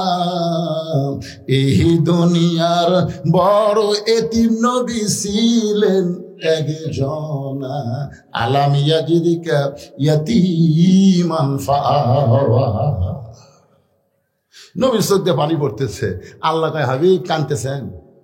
ওলীদ বিন মুগীরার কথা শুনে কাঁদতেছেন? আপনি জানেন ওই কে? তো রাসূল বলতেছে, আল্লাহ আমি তো জানি ওলীদ বিন মুগীরা মুগীরার বেটা। না হুজুর, ই মুগীরার বেটা লয়। তাহলে কে?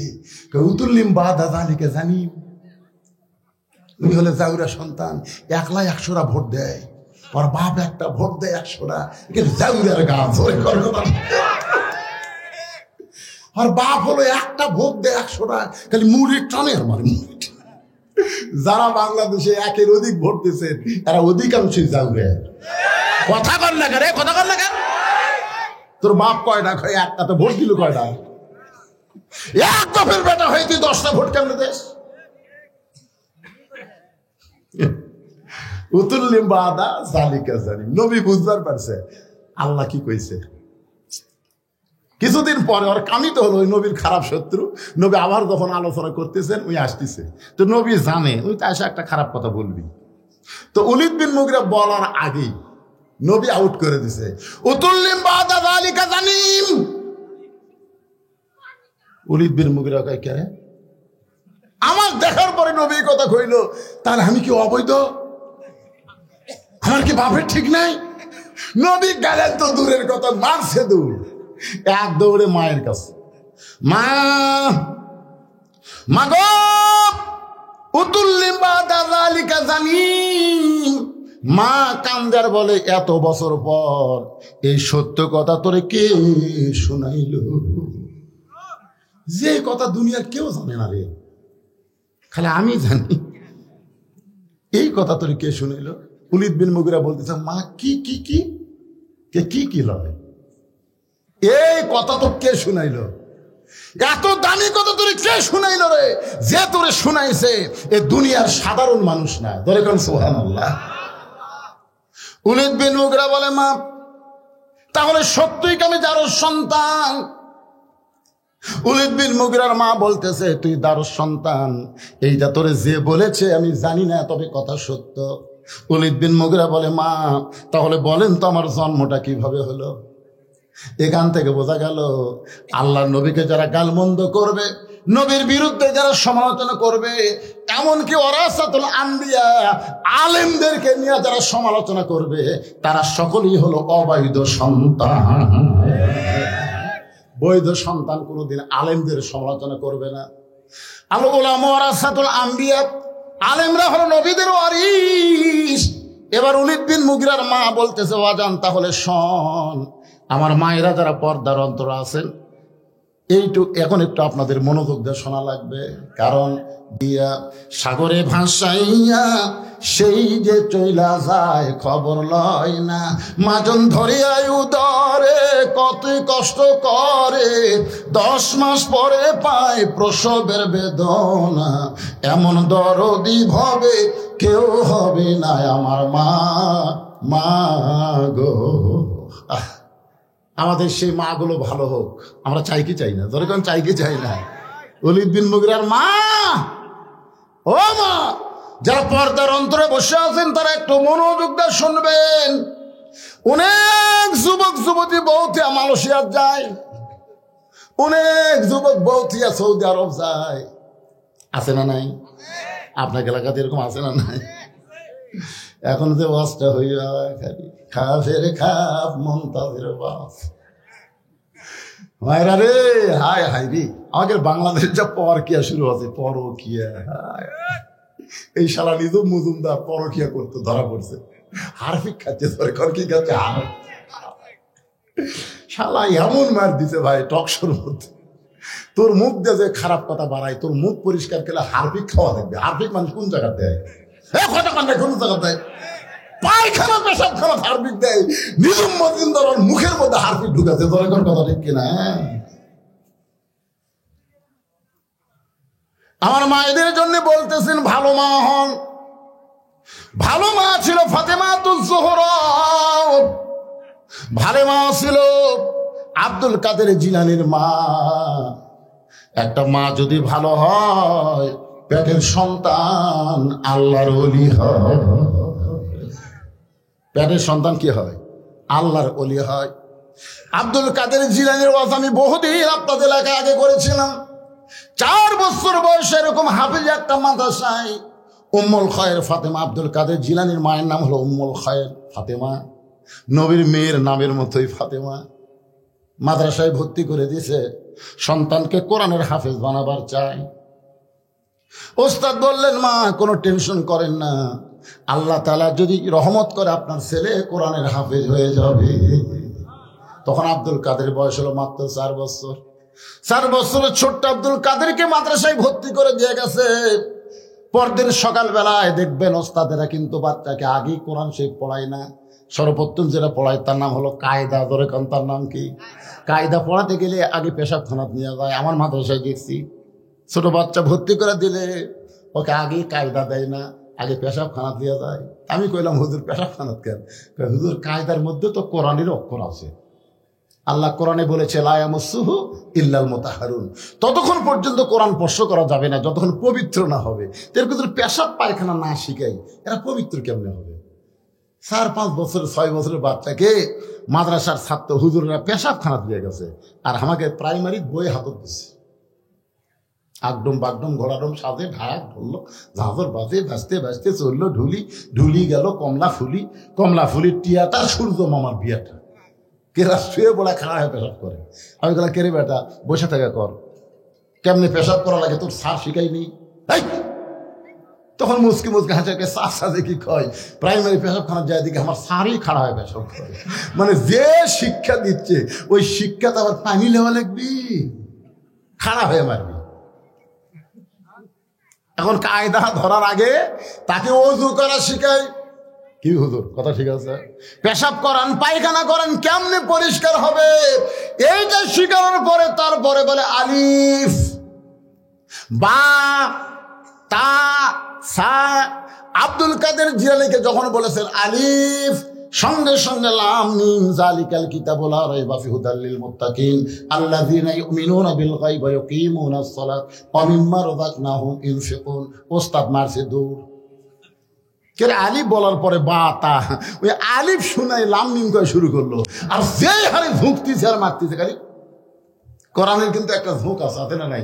অজিলাত কুলুবুহুম, তার অন্তরের মধ্যে কোরআনের বাণী এমন ভাবে তলপড়ানি সৃষ্টি করে, যার কারণে প্রত্যেকটা মাদ্রাসায় গিয়ে দেখবেন বাচ্চারা কোরআন পড়তেছে এরকম ঝুঁকতেছে।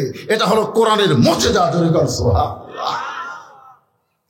আব্দুল কাদের ছোট্ট বাচ্চা কোরআন পড়তেছে আর ঝুঁকতেছে। এমন সময় উস্তাদ মারছে দৌড়। অনেক ছাত্র বলে, হুজুর দৌড়ান কেন? বলে একলা পারতেছে না, ভয় লাগে। মানুষের বাচ্চারা মনে হয় পেতনির বাচ্চা। সমস্ত শিক্ষক ছাত্র ঘিরে ধরেছে, আর 4 বছর আব্দুল কাদের জিলানী খালি পড়ে যাচ্ছে। এক হুজুর কোরআন শরীফ হাতে নিয়ে এরকম আব্দুল কাদের পড়ার দিকে খেয়াল করে আয়াত বের করে ধরতেছে।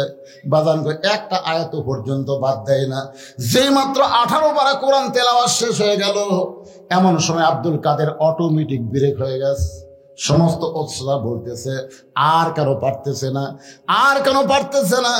একজন ওস্তাদ বলে, জানবার যদি চাও তাহলে আব্দুল কাদেরের মায়ের কাছে যাও। জানবার যদি চাও বাপের কাছে যাও। কথা কন না কেন? বাপের কাছে। ওলীদ বিন মুগীরা কার কাছে গেছে?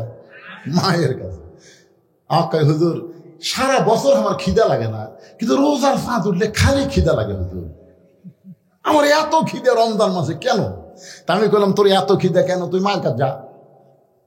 তোরা হুজুর মায়ের কাছে আর যাস না কেন? মা কি বাঁচে আছে? আছে, যা মায়ের কাছে।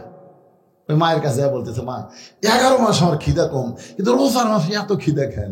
তখন মা বলতেছে, তোর দাদি এই সর্বনাশ করছে, তোর দাদি। তুই যখন আমার পেটত আসলি রোজার মাসে, তোর দাদি বলছে, বৌমা খবরদার রোজা থাকো না, রোজা থাকলে পেটের বাচ্চা শুকা যাবে।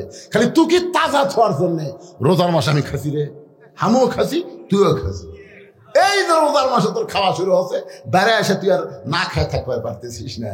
একটা মা যদি ভালো হয়, এই জন্য খ্রিস্টান নেপোলিয়ান বলেছে, ভালো একটা সন্তান চাইলে ভালো একটা মায়ের দরকার। ধরে কোন কথা ঠিক কিনা? মায়ের কাছে যা। আব্দুল কাদেরকে কান্দে করে মায়ের বাড়ির দরজায়, মা জানলা দিয়ে তাকায় দেখে গতকাল আব্দুল কাদেরকে ভর্তি করে দিছে মাদ্রাসায়, আজকেই ফেরত নিয়ে আইছে। মা কান্দের বলে, হুজুর আমার আব্দুল কাদেরের অপরাধ কি? কি অপরাধে তাকে ফেরত দিয়ে বেড়াইছেন? ওস্তাদ বলতেছে, মা আব্দুল কাদেরের অপরাধ হলো একটাই, আলিফ বলার পরে বা বলে না। একটানে 18 পারা কোরআন আমাদের কেমনে শোনাই? মা কান্দের বলে, হুজুর আমার আব্দুল কাদের কেমনে কোরআন শোনাইলো আমি মা হইয়াও বলতে পারবো না। ওস্তাদ বলে, মা গোপন করো না, সত্যি করে বলো তো খবর কি? মা কান্দের বলে, সত্য কথা হলো আমি হলাম 18 পারা কোরআনের হাফেজা। এই আব্দুল কাদের যখন পেটে ছিল, আল্লাহ তাআলা আব্দুল কাদেরের কারণে, সন্তান পেটে আসার কারণে মায়ের মাসিক ব্যারাম বন্ধ করে দিল। যে মায়েরা পেটে বাচ্চা আসে সাথে সাথে তাদের কি হয়? মাসিক ব্যারাম বন্ধ হয়ে যায়। কারণ কি বন্ধ? কারণ হলো প্রতি মাসে 3 দিন 5 দিন মায়েরা মন চাইলেও ইবাদত করতে পারবে না। কেন পারবে না? এই মাসিক শুরু হলে মেয়েদের নামাজ পড়া যাবে না, কোরআন পড়া যাবে না, তারপরে রোজা রাখা যাবে না। কিন্তু পেটে বাচ্চা আসার সাথে সাথে আল্লাহ মাসিক ব্যারাম বন্ধ করার কারণ হলো বাচ্চা থাকা অবস্থায় মায়ের ইবাদতের যেন কোনো কমতি না হয়। কারণ মায়ের ইবাদতের সাথে পেটের বাচ্চার আল্লাহ সম্পর্ক করে দেয়। পেটে বাচ্চা নিয়ে মা রুকুর থেকে সেজদাত গেছে, পেটের বাচ্চা বড় হচ্ছে 7 মাস। 7 মাসের বাচ্চা পেটত বুঝতেছে না, পেট উঁচে হয়ে গেছে। তারপরে রুকুতে সেজদাত গেছে, একটা বাচ্চা পেটের মধ্যে ঠাসি খাচ্ছে। রুকুতে সেজদাত গেলে কি হয়? ফেরেশতারা বলতেছে, আল্লাহ কি কষ্ট করে মা নামাজ পড়তেছে, পেটের বাচ্চার মনে হয় কষ্ট হচ্ছে। আল্লাহ কয়, ফেরেশতা সাক্ষী থাক, সাক্ষী থাক। যেই মা পেটে বাচ্চা নিয়ে কষ্ট করে রুকুর থেকে সেজদাত যায়, ও মা শুধু নিজে নামাজ পড়ে না, পেটের বাচ্চাকেও নামাজি বানায় দিচ্ছে। ধরে কান সুবহানাল্লাহ। কি বুঝতেছেন ভাই? আজকে আমাকে যেগুলা ধরে ওদের খাড়া হয়ে আছে ঘুরতেছে, এগুলা কি এরকে দোষ? এরকে দোষ না তো। ওরা যখন মায়ের পেটে ছিল, মা তখন পেট দিয়ে গোটা পাড়া ঘুরিছে। ওই যে পেটের মধ্যে থেকেই এরকে ঘোরনি ব্যারাম শুরু হয়ে গেছে। ভালো মায়ের বাচ্চা যারা কোরআনের মাহফিলে বসবে তারা, ধরে কোন কথা ঠিক কিনা? আপনি কি খবর চান? এইরকম করার আলোচনা বাদ দিয়ে যারা রাস্তা ঘুরতেছে, এরকে মা ভালো? কথাটা আমার না, একটু মনোযোগ দিয়ে শুনবেন। ওলীদ বিন মুগীরা মা, সেখান থেকে আমি মায়ের কথা বলতেছি। মায়েরা যদি ভালো হবার চান, আপনাদের 1000 আমল করা লাগবে না। 1 নম্বর আমল হলো অকরনা ফি বুয়ুতিকুন্না ওয়ালা তাবাররুজনা তাবাররুজাল জাহিলিয়াতিল উলা। আল্লাহু আকবার। আমার মায়েদের জন্য বলতেছি, মায়েরা যারা পর্দার মধ্যে বসে আছেন, মা আপনাদের জন্য আল্লাহ বলেছেন, মেয়েরা ঘরের মধ্যে থাকো, ঘরের বাহির হইও না, কোনো প্রয়োজনে যদি ঘরের বাহির হও তাহলে হেজাব নিয়ে পর্দা নিয়ে বের হওয়া লাগবে। জাহেলিদের যুগে মেয়েরা সাজগোজ করে বের হতো, আর বাংলাদেশের মেয়েরা প্রধানমন্ত্রী হয়। এর সাত চাষার পরে আমাকে আর কোনো শান্তি নেই। মেয়ের কবরে আমরা পড়ছিল ভাই। আল্লাহ আল্লাহ, আগামীতে আর যেন বাংলাদেশে কোনো মেয়ে মানুষ প্রধানমন্ত্রী না হয়। কেরে মরদেরা চেতেন না কেন, বারে চেতেন না কেন? আমার কথা না, আমার কথা। আল্লাহ কোরআনে বলেছে আর রিজালু কাওয়ামুনা আলান নিসা, পুরুষরা নারীদের উপরে থাকবে রে। নারী যদি পুরুষের উপরে ওঠে ওয়াজেদ মিয়ার মতন হবে। ওয়াজেদ মিয়া বোঝে? ওয়াজেদ মিয়ার জাফরুলের কাছে গেছে, গণস্বাস্থ্যের জাফরুলের কাছে গিয়ে বলতেন ভাই আমাকে একটা চাকরি দে ভাই। তো জাফরুল খালি হাসে। ওয়াজেদ মিয়াকে হাসেন কেন? বলে হাসার কারণ হলো আপনার বউ হলো প্রধানমন্ত্রী আর আপনি আমার কাছে চাকরি চান। ওয়াজেদ মিয়া যে কান্দা কান্দিছে ভাই, যেদিন থেকে প্রধানমন্ত্রী হতে ভাই সেদিন থেকে আমার কলজাতে আগুন ধরে দিছে ভাই। আমার একটা কথাই মানে না, আমার ওর কথা মানা লাগে। আমি একটা চাকরি করব। চিন্তা করে দেখেন, যে হাসিনা তার স্বামীক শান্তি দেয়নি, সেই হাসিনা বাংলার জনগণকে কোনোদিন শান্তি দেবার আসেনি। জোরেগণ কথা ঠিক কিনা? ওই বাংলায় আইছে বাংলার মানুষদেরকে হত্যা করতে, প্রতিশোধ নেওয়ার জন্য। জোরেগণ কথা ঠিক কিনা? তাছাড়া কেমনে বলে আমার বাপের দেশ, আমার দেশ, বাপের দেশ, আমার দেশ। প্রধান সেনাপতি কি বলেছে? আমাদেরকে গুলি করার অর্ডার দিচ্ছে, গুলি করার। এই 2000 খালি প্রধান সেনাপতি যদি গুলি করতো, লক্ষ লক্ষ বাংলাদেশের ছেলেরা ছাত্র জনতা মারা যেত। তোর এখন ঠিক কিনা? কিন্তু গুলি কেন করেনি? ওই স্বরাষ্ট্রমন্ত্রীর কাছে পুলিশের আইজি বলতেছে স্যার স্যার আপনারা খালি কোন যে গুলি করেন, আমরা তো করতেছি কিন্তু কাম তো হচ্ছে না। তো স্বরাষ্ট্রমন্ত্রী কয় কি হয়েছে? দেখেন এ দেখেন, এই যে গুলি করতেছি এটি ফাঁকা হতেই ওই পড়া যায় আর এখন খাড়া হয়। গুলিতে মানুষ ভয় করে না। এরা আসলে কি? এরা হচ্ছে তয়রান আবাবিল। কারণ আবু সাইদ মরা শুরু হয়ে গেছে ভাই। আমার যখন রক্ত পড়তেছে আমি তখন জান্নাতের 8টা দরজা দেখতে পাই। মুগ্ধ বলতেছে আমি যখন শেষ নিঃশ্বাস ত্যাগ করি রাসূল আমার কাছে হাউজে কাউসারের পানি নিয়ে এসেছিল। ইয়ামিন বলতেছে ওরা গাড়ি থেকে আমাকে লাথি দিয়ে ফেলে দিয়েছে, আমি জান্নাতের মধ্যে চলে গেছি। ছাত্র জনতা বুঝতে পেরেছে হাসিনার বিরুদ্ধে আন্দোলন না করলে বাংলাদেশের মানুষ শান্তিতে থাকবে না। হকের পক্ষে থাকতে গেলে দরকার হলো জীবন দেওয়া লাগবে। ধরে কোন কথা ঠিক কিনা?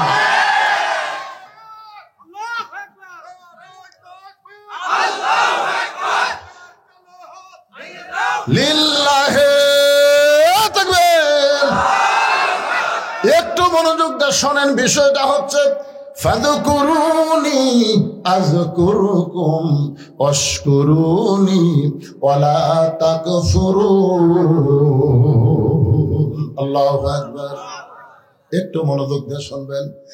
আব্দুল কাদেরের মা বলতেছে আমার সন্তান যখন দুনিয়াতে ভূমিষ্ঠ হলো, ভূমিষ্ঠ হওয়ার পরে আমার সন্তানকে যখন স্তনের দুগ্ধ পান করাতাম তখন আমি আল্লাহর কোরআন তেলাওয়াত করতাম। আমার সন্তান যখন কান্নাকাটি করত আমি তখন মনোযোগ দিয়ে শোনা রাখবে। আব্দুল কাদেরের মা বলতেছে আমার সন্তান যখন কান্নাকাটি করত আমি তখন বাবু তো করে কান্না থামাইনি, আমি আল্লাহর কোরআন তেলাওয়াত করেছি। কোরআন তেলাওয়াত শুনতে শুনতে আব্দুল কাদেরের কান্না থেমে যেত। আব্দুল কাদের রাত্রেবেলা যখন আমার কাছে বিছনায় ঘুমাইতো আমি এক পারা কোরআন না শুনাইলে আমার আব্দুল কাদের কোনোদিন ঘুমাইতো না। আমি তাকায় দেখতাম আমার আব্দুল কাদের চেতনছে, আমি কোরআন পড়তেছি। আমার আব্দুল কাদের যে এক পারা হয়ে গেছে, আমি তাকায় দেখি চোখ বন্ধ করে ঘুমায় গেছে। আমার মনে হয় আমার পেট থেকে দুনিয়াতে আসার পরে এই 4 বছরে আমি 18 পারা কোরআন বহুবার তেলাওয়াত করেছি। আমার তেলাওয়াত শুনতে শুনতে আব্দুল কাদের হয়তো 18 পারা কোরআন হেফজ করেছে। সমস্ত শিক্ষক ছাত্র কান্দের বলে মা যদি ভালো হয় পেটের বাচ্চা আল্লাহর ওলি হয়ে যায়। মা উতুল্লিম বাদা যালিকা জানিম। মাগো, এইটা বলার পিছনে কারণ কি? মা বলতেছে, রে উলিদ শোন, আমি যখন যুবতী ছিলাম তখন তোর বাবা আমাকে বাড়িতে থুয়ে ব্যবসার কাজে বাইরে গেল, ব্যবসার কাজে চলে গেল। আমি যুবতী বউ ঘরে আছি, ব্যবসার লোভে পড়ে তোর বাবা আমার কথা ভুলে গেছে। বছরের পর বছর ব্যবসা করতেছে, কিন্তু বাড়িতে যে যুবতী বউ আছে এইটা খেয়াল নাই। এই জন্য আল্লাহ তাআলা কোরআনে বলেছেন, হুন্না লিবাসুল লাকুম ওয়া আনতুম লিবাসুল লাহুন্না। কি বুঝলেন? সবচাইতে বড় জিকির স্বামীকের জন্য। বউ হলো তোমার পোশাক, আবার স্বামী হলো বউয়ের পোশাক। এই শীতের দিনে কি বুঝতে চাই? আমি ছোটবেলাতে একটা গান শুনছিলাম, আপনারা শুনছেন কিনা? কেশবী ভাই শুনছেন? গানটা হলো, জামা তোর জামাইয়ের বাহানি আমি যাব না, তোমার জামাই চাকরি করে মহিমাগঞ্জ সুগার মিলে, মাসে মাসে পত্র পাঠায় ঘরে আসে না। জামা মানে মগ বলতেছে, জামা তোর জামাইয়ের বাহারি আমি যাব না। কি বুঝতেছেন? যুবতী বউকে বাড়িতে রাইখা যুবক স্বামী যখন বাহিরে যায়, আল্লাহ কোরআনে বলেছেন, হুন্না লিবাসুল লাকুম ওয়া আনতুম লিবাসুল লাহুন্না। স্বামী হলো বিবির পোশাক, বিবি হলো স্বামীর পোশাক। নবী আমার ঘরের মধ্যে বসে আছে, এমন সময় উম্মাহাতুল মুমিনিন আয়েশা ঘরের মধ্যে ঢুকছে। নবী আস্তে করে দাঁড়িয়ে গেলেন, আয়েশার সম্মানে না, আয়েশার মহব্বতে। জোরে বলেন সুবহানাল্লাহ। একটা হলো মহব্বত, একটা হলো সম্মান। আল্লাহ নবী আস্তে করে দাঁড়িয়ে গেলেন, 2 কদম হেঁটে নবী নিজেই দরজা বন্ধ করে দিলেন। নবী শুধু দরজা বন্ধ করলেন না, নবী ঘরের জানলাও বন্ধ করে দিলেন। আয়েশা থরথর করে কাঁপতেছে। আল্লাহ রাসূল বলে, আয়েশা কাঁপো কেন? বলে, আপনার জুতার পরশে আল্লাহর আরশ ধন্য হয়ে গেছে। হুজুর, যদি কোনো বেয়াদবি হয়, আল্লাহ নবী বলে, আয়েশা, একজন নবীর জুতার পরশে আল্লাহর আরশ ধন্য হয়ে গেছে, একজন নবীর জুতার পরশে। আয়েশা বলে, হুজুর আপনি তো সেই নবী। আল্লাহ নবী বলতেছেন, আমি সেই নবী ছিলাম যতক্ষণ দরজা খোলা ছিল, কিন্তু দরজা যেই বন্ধ হয়ে গেছে আয়েশা, আমি আর নবী নাই রে, আমি হলাম স্বামী আর তুমি আমার বিবি। আয়েশা দৌড়ে এসে নবীর বুকে মাথা রেখে বলতেছে, আল্লাহ আল্লাহ, আমার নবী শুধু বিশ্ব নবী নয়, আমার নবী হলেন পৃথিবীর 1 নম্বর স্বামী। সুবহানাল্লাহ। যেই বলছে 1 নম্বর স্বামী, নবী তখন আস্তে করে আয়েশাকে এই বাম হাতে বুকের মধ্যে নিয়ে ডান হাতে একটা ঠাসি মারছে। এটা কিসের ঠাসি? মহব্বতের ঠাসি। আপনি আপনার বউকে বুকের মধ্যে নিয়ে একটা ঠাসি মারবেন, নবীর সুন্নত আদায় হবে। একটা সুন্নত আদায় করলে 100 গলা কাটা শহীদের সওয়াব। এটা কোন সুন্নত? টুপি মাথার দেওয়া, পাগড়ি পরা, এটা হলো বুকের মধ্যে নিয়ে ঠাসি দেওয়া সুন্নত। কথা কয় না, এই সুন্নত সমাজে চালু আছে। কথা কন না কেন? যেই সুন্নত সমাজে চালু নাই, এই সুন্নত যদি আপনি চালু করেন তাহলে 100 গলা কাটা শহীদের সওয়াব পাবেন। টুপি তো চালু আছে, দাড়ি চালু আছে, এগুলো তো সস্তা সুন্নত। সবচাইতে বড় সুন্নত হলো বাতিলের বিরুদ্ধে লড়াই করে মুখের দান ভেঙে ফেলা দেওয়া। কথা, এই দাঁত ভাঙ্গা হলো 100 গলা কাটা শহীদের সওয়াব। এই খাওয়ার পরে মিষ্টি খাওয়া, মনে করছে মিষ্টি খাওয়া 100 শহীদের গলা কাটা না। যে সুন্নত সমাজে চালু নাই, এই সুন্নত চালু করলে 100 গলা কাটা শহীদের সওয়াব আল্লাহ দান করবে। ধরে করেন সুবহানাল্লাহ। আল্লাহর বান্দার একটু মনোযোগ দেন। আল্লাহ তাআলা ডাক দিয়ে বলেন, জিবরাইল লহে মাহফুজ থেকে কোরআনের আয়াত নিয়ে নবীর কাছে যাও, নবীরে জানায় দাও, হুন্না লিবাসুল লাকুম ওয়া আনতুম লিবাসুল লাহুন্না। ওলীদ বিন মুগীরার মা বলতেছে, তোমার বাবা মাসের পর মাস, বছরের পর বছর যখন বাহিরে, তখন আমার মনের মধ্যে একটা ব্যারাম ঢুকলো, একা একা কেন ভালো লাগে না, কোনো কাজে মন যেন বসে না, আমার কি হতে কি হয়ে গেল, আমি নিজেও তো কিছু বুঝি না। ওলীদ বিন মুগীরার মা বলতেছে, আমি ঘরের ছাদে গেলাম, ঘরের ছাদে গিয়ে উড়ু উড়ু মন নিয়ে যখন তাকাই, তখন দেখি তোমার বাপের ছোট ভাই। ওলীদ বিন মুগীরার বাপের কি ভাই? যার নাম আমাকে আপনাকে ধনুটি কি খাওয়ায়, বাপের ছোট ভাইকে বলা হয় দেওরা। বাড়ির আগে বেতেরা হাল আছে ছোট দেওরা রে। এই রংপুরের ভাওয়ায় সারা মফিজ এলাকার গান ধরে কোন ঠিক না। আমি মা বোনদেরকে বলবো, পুরুষ জাতের মধ্যে দুইটা দলকে আপনারা কান সাপের মতন ভয় করবেন। একটা হলো দেওরা আর একটা হলো দুলাভাই। এই দুইটা খালি সুযোগ খোঁজে। জোরে কর কথা ঠিক কিনা? মা বোনদেরকে আমি বলতেছি, মা এই দেওরা দুলাভাইকে কাল সাপের মতন ভয় করবেন, এদেরকে ধার দিয়ে ঘেঁষতে দিবেন না। এখন ওলীদ বিন মুগীরার মা বলতেছে, উড়ু উড়ু মন নিয়া আমি তোমার বাপের ছোট ভাইকে দেখে আমি আস্তে করে ছাদ থেকে ঘরের মধ্যে এসে দরজা খুলে দিলাম। দরজা খোলা মাত্রই তোমার চাচা ঘরের মধ্যে ঢুকলো। আর ঘরের মধ্যে যখন ঢুকলো আমি তখন এমন কিছু বাহানা করলাম, মেয়ে মানুষ কিন্তু কিছুই করা লাগবে না, খালি অন্য বাঁধে মধ্যে ফেলা দিবি আর গাবি, ফেলা দিবি আর গাবি। তখনই ছেলেরা বুঝতে পারবি ই আমার মিস কল মারতেছে। তোর কথা কর না, এ কথা কর না।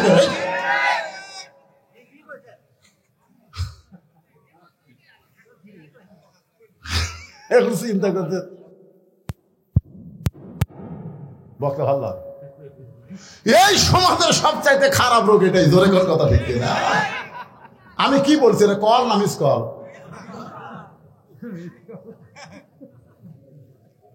এখন তোমার চাচা বুঝবেন পাই না, আমার সঙ্গে তোমার চাচার মিলন হলো।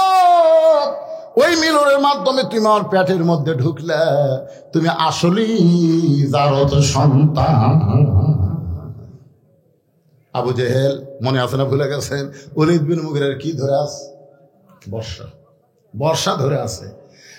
বাম হাতে বর্ষা ধরে, ডান হাতে চাদর। বাম হাতে বর্ষা ধরে, ডান হাতে চাদর টান দেওয়ার পরে সাঁইতের জন্য তার চোখ বড় হয়ে গেছে। তোরা কি পড়া দিলি রে? তোরা যে খুলি ঘুম পাড়তিছে, আমরা তো তাই দেখলাম। বারে ঢুকলো কখন? আবু জেহেল বলতেছে, আলী এই তোমার নবী কোন দিকটা পলালো রে? আলী খালি মুসকে মুসকে হাসতেছে। মুসকে মুসকে হাসার কারণ হলো দুইটা।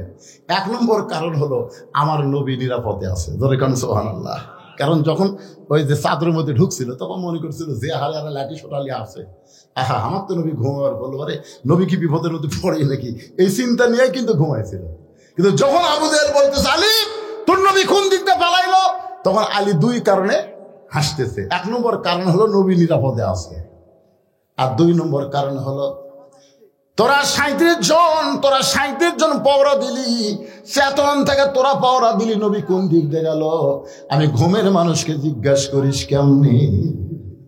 তোরা কি চেতনা ছিল না? কয় হয় আমি কেন, আমি ঘুমের মানুষ, নবী কোন দিক দিয়ে গেল কেমনি কব? যেই কইছে সঙ্গে সঙ্গে আবু জেহেলের রাগের উপর পড়ছে পানি। কে রে? ঠিকই তো, ছাই। ছাই বোঝেন না? মুকুট পড়ছে ছাই। আপনারা বলেন তো, যতই ভালো তরকারি দেখান কেন মুকুট যদি একবার ছাই পড়ে খাওয়া আসা। এমন কথা হযরত আলী বলেছে, আবু জেহেলের মুখে পড়ছে ছাই। আবু জেহেল বলতেছে খামাখা খামাখা এর কাছে সময় নষ্ট করার দরকার নাই, আমার মনে হয় বেশি দূর পর্যন্ত যাবার পারে নাই। আবু বকর বলতেছে রাসূলুল্লাহ, এই যে আমরা গর্তের মধ্যে লুকিয়ে আছি নবী গো, আল্লাহ রাসূল যদি ওরা ঘষতে ঘষতে আমাদের এই গর্ত পর্যন্ত আসে, সঙ্গে সঙ্গে বলেন আলী আবু বকর ফাযকুরুনি, সকলে বলেন ফাযকুরুনি আযকুরুকুম ওয়াশকুরুলি ওয়ালা তাকফুরুন। যে আল্লাহকে স্মরণ করে আল্লাহ তাকে স্মরণ করেন, এইটা বুঝাইতে গিয়া এমন একটা জায়গায় আপনাদের লাগলাম। হযরত আলী চাদর থেকে উঠেছে আর আবু জেহেল 37 জন নেতা নবীকে খোঁজার জন্য যাচ্ছে। যে আবু জেহেল 37 জন নেতাকে নবী খোঁজার জন্য যায়, এমন সময় হযরত আলী ভাবে, কি বুঝতেছেন? কি বুঝতেছেন? এই বুড়া আঙ্গুলি ঘুরায় বলতেছে সঙ্গে সঙ্গে আবু সুফিয়ান বলে, নেতা যেই বেটা ঘুমের কারণ নবী চলে গেল আমরা বুঝবার পারলাম না, সে বুড়া আঙ্গুল ঘুরে আমাদের কি বলে। আবু জেহেল বলতেছে, আমার মন চায় ওরে সাইজ করি, কিন্তু ওর চেহারার দিকে তাকাইলে বুঝতে পারি আমরা কিছুই না। আল্লাহর জিকির করার কারণে আল্লাহ তার চেহারার ভিতরে এমন শক্তি দিয়েছে। সুবহানাল্লাহ। আল্লাহর বান্দারা, এই যে ছেলেরা আজকে 2 দিন ব্যাপী কোরআনের মাহফিল তথা জিকিরের মাহফিলের আয়োজন করেছে, এই মাহফিল করা থেকে আপনারা খুশি না বেজার? কারা কারা খুশি 2 হাত তুলে আল্লাহকে দেখান। লিল্লাহি তাকবীর। এরা ইচ্ছা করলে আনন্দে গান বাজনা করতে পারতো, সেটা করে নাই। আল্লাহর ঘরের উন্নয়ন কল্পে এরা 2 দিন ব্যাপী কোরআনের মাহফিল করেছে। ভাইজান, আমি যখন উঠছি এই তেজে তখন সময় ছিল 5 মিনিট কম 6টা, এখন দেখতেছি 10 মিনিট কম 8টা। দীর্ঘ প্রায় 1.25 ঘন্টার বেশি, 1 ঘন্টা 50 মিনিট আলোচনা করার পরে আমি একটা আপনাদের কাছে গামছা দিয়ে পাঠাবো, ব্যাগ দিয়ে পাঠাবো। সকলে মন থেকে খুশি হয়ে যে যা পারবেন আল্লাহর হস্তে একটু দান করবেন। যদি আপনি দান না করে চলে যান, দিতে পারেন, কোনো সমস্যা নাই, কিন্তু আগামীকাল আপনি যে মহান বিপদের মধ্যে পড়বেন সেটা কিন্তু বুঝবার পারতেছেন না। আর সাদকাতু তারুদ্দুল বালা, দান সদকা করলে বালা মুসিবত আল্লাহ দূর করে দেয়। এই কোরআনকে সর্বোত্তম জিকির হিসাবে কোরআনের মাহফিলে সহযোগিতা না করলে এই মাহফিল তো বন্ধ হওয়ার উপক্রম ভাই। এই জন্য সবাইকে আমি বলবো, ছেলেরা কোথায়? এই ছেলেরা কোথায় রে? হ্যাঁ, ব্যাগ না, ঢোকো ঢোকো ঢোক। এই 10 থেকে আগে শুরু করো, যারা খাওয়া হয়ে আছে। 10, 20, 50, 100 যে যা পারবেন আল্লাহর হস্তে দান করবেন। আপনি কিঞ্চিত হলেও দিবেন, কিন্তু আলগা হচ্ছে 200 টাকা আর ডাবা হচ্ছে 500 টাকা। বলে ডাবা কি? বলে গোড়া শুদ্ধ তুলে দেবো আর ঘাস থাকবি না। আর আলগা মানে খালি ঘাসের মাথা ছিঁড়ে দেবো। তো মাগরিবের মাহফিল হচ্ছে মাথা ছেঁড়া মাহফিল, যেরকম কি ছাড়া মাথা ছিঁড়ে। আর রাতের মাহফিল হলো গোড়া তোলা। এই জন্য ইনশাল্লাহ 40 টাকা। এ উঠলেন কেন? মাঝখান থেকে উঠলেন কেন বাবা? যিনি যা পারেন আল্লাহর হস্তে দান করেন। ইনশাল্লাহ আপনাদের নিয়ে আমি মোনাজাত করবো। আগামীকাল এখানে রাত ভর মাহফিল আছে, সবাই আসবেন ইনশাআল্লাহ। হ্যাঁ, সবাই দেন 10, 20, 50, 100 টাকা। এতগুলো মানুষের মধ্যে 500 টাকা দেওয়ার মতন কেউ নেই যে হুজুর আমি ব্যাগের মধ্যে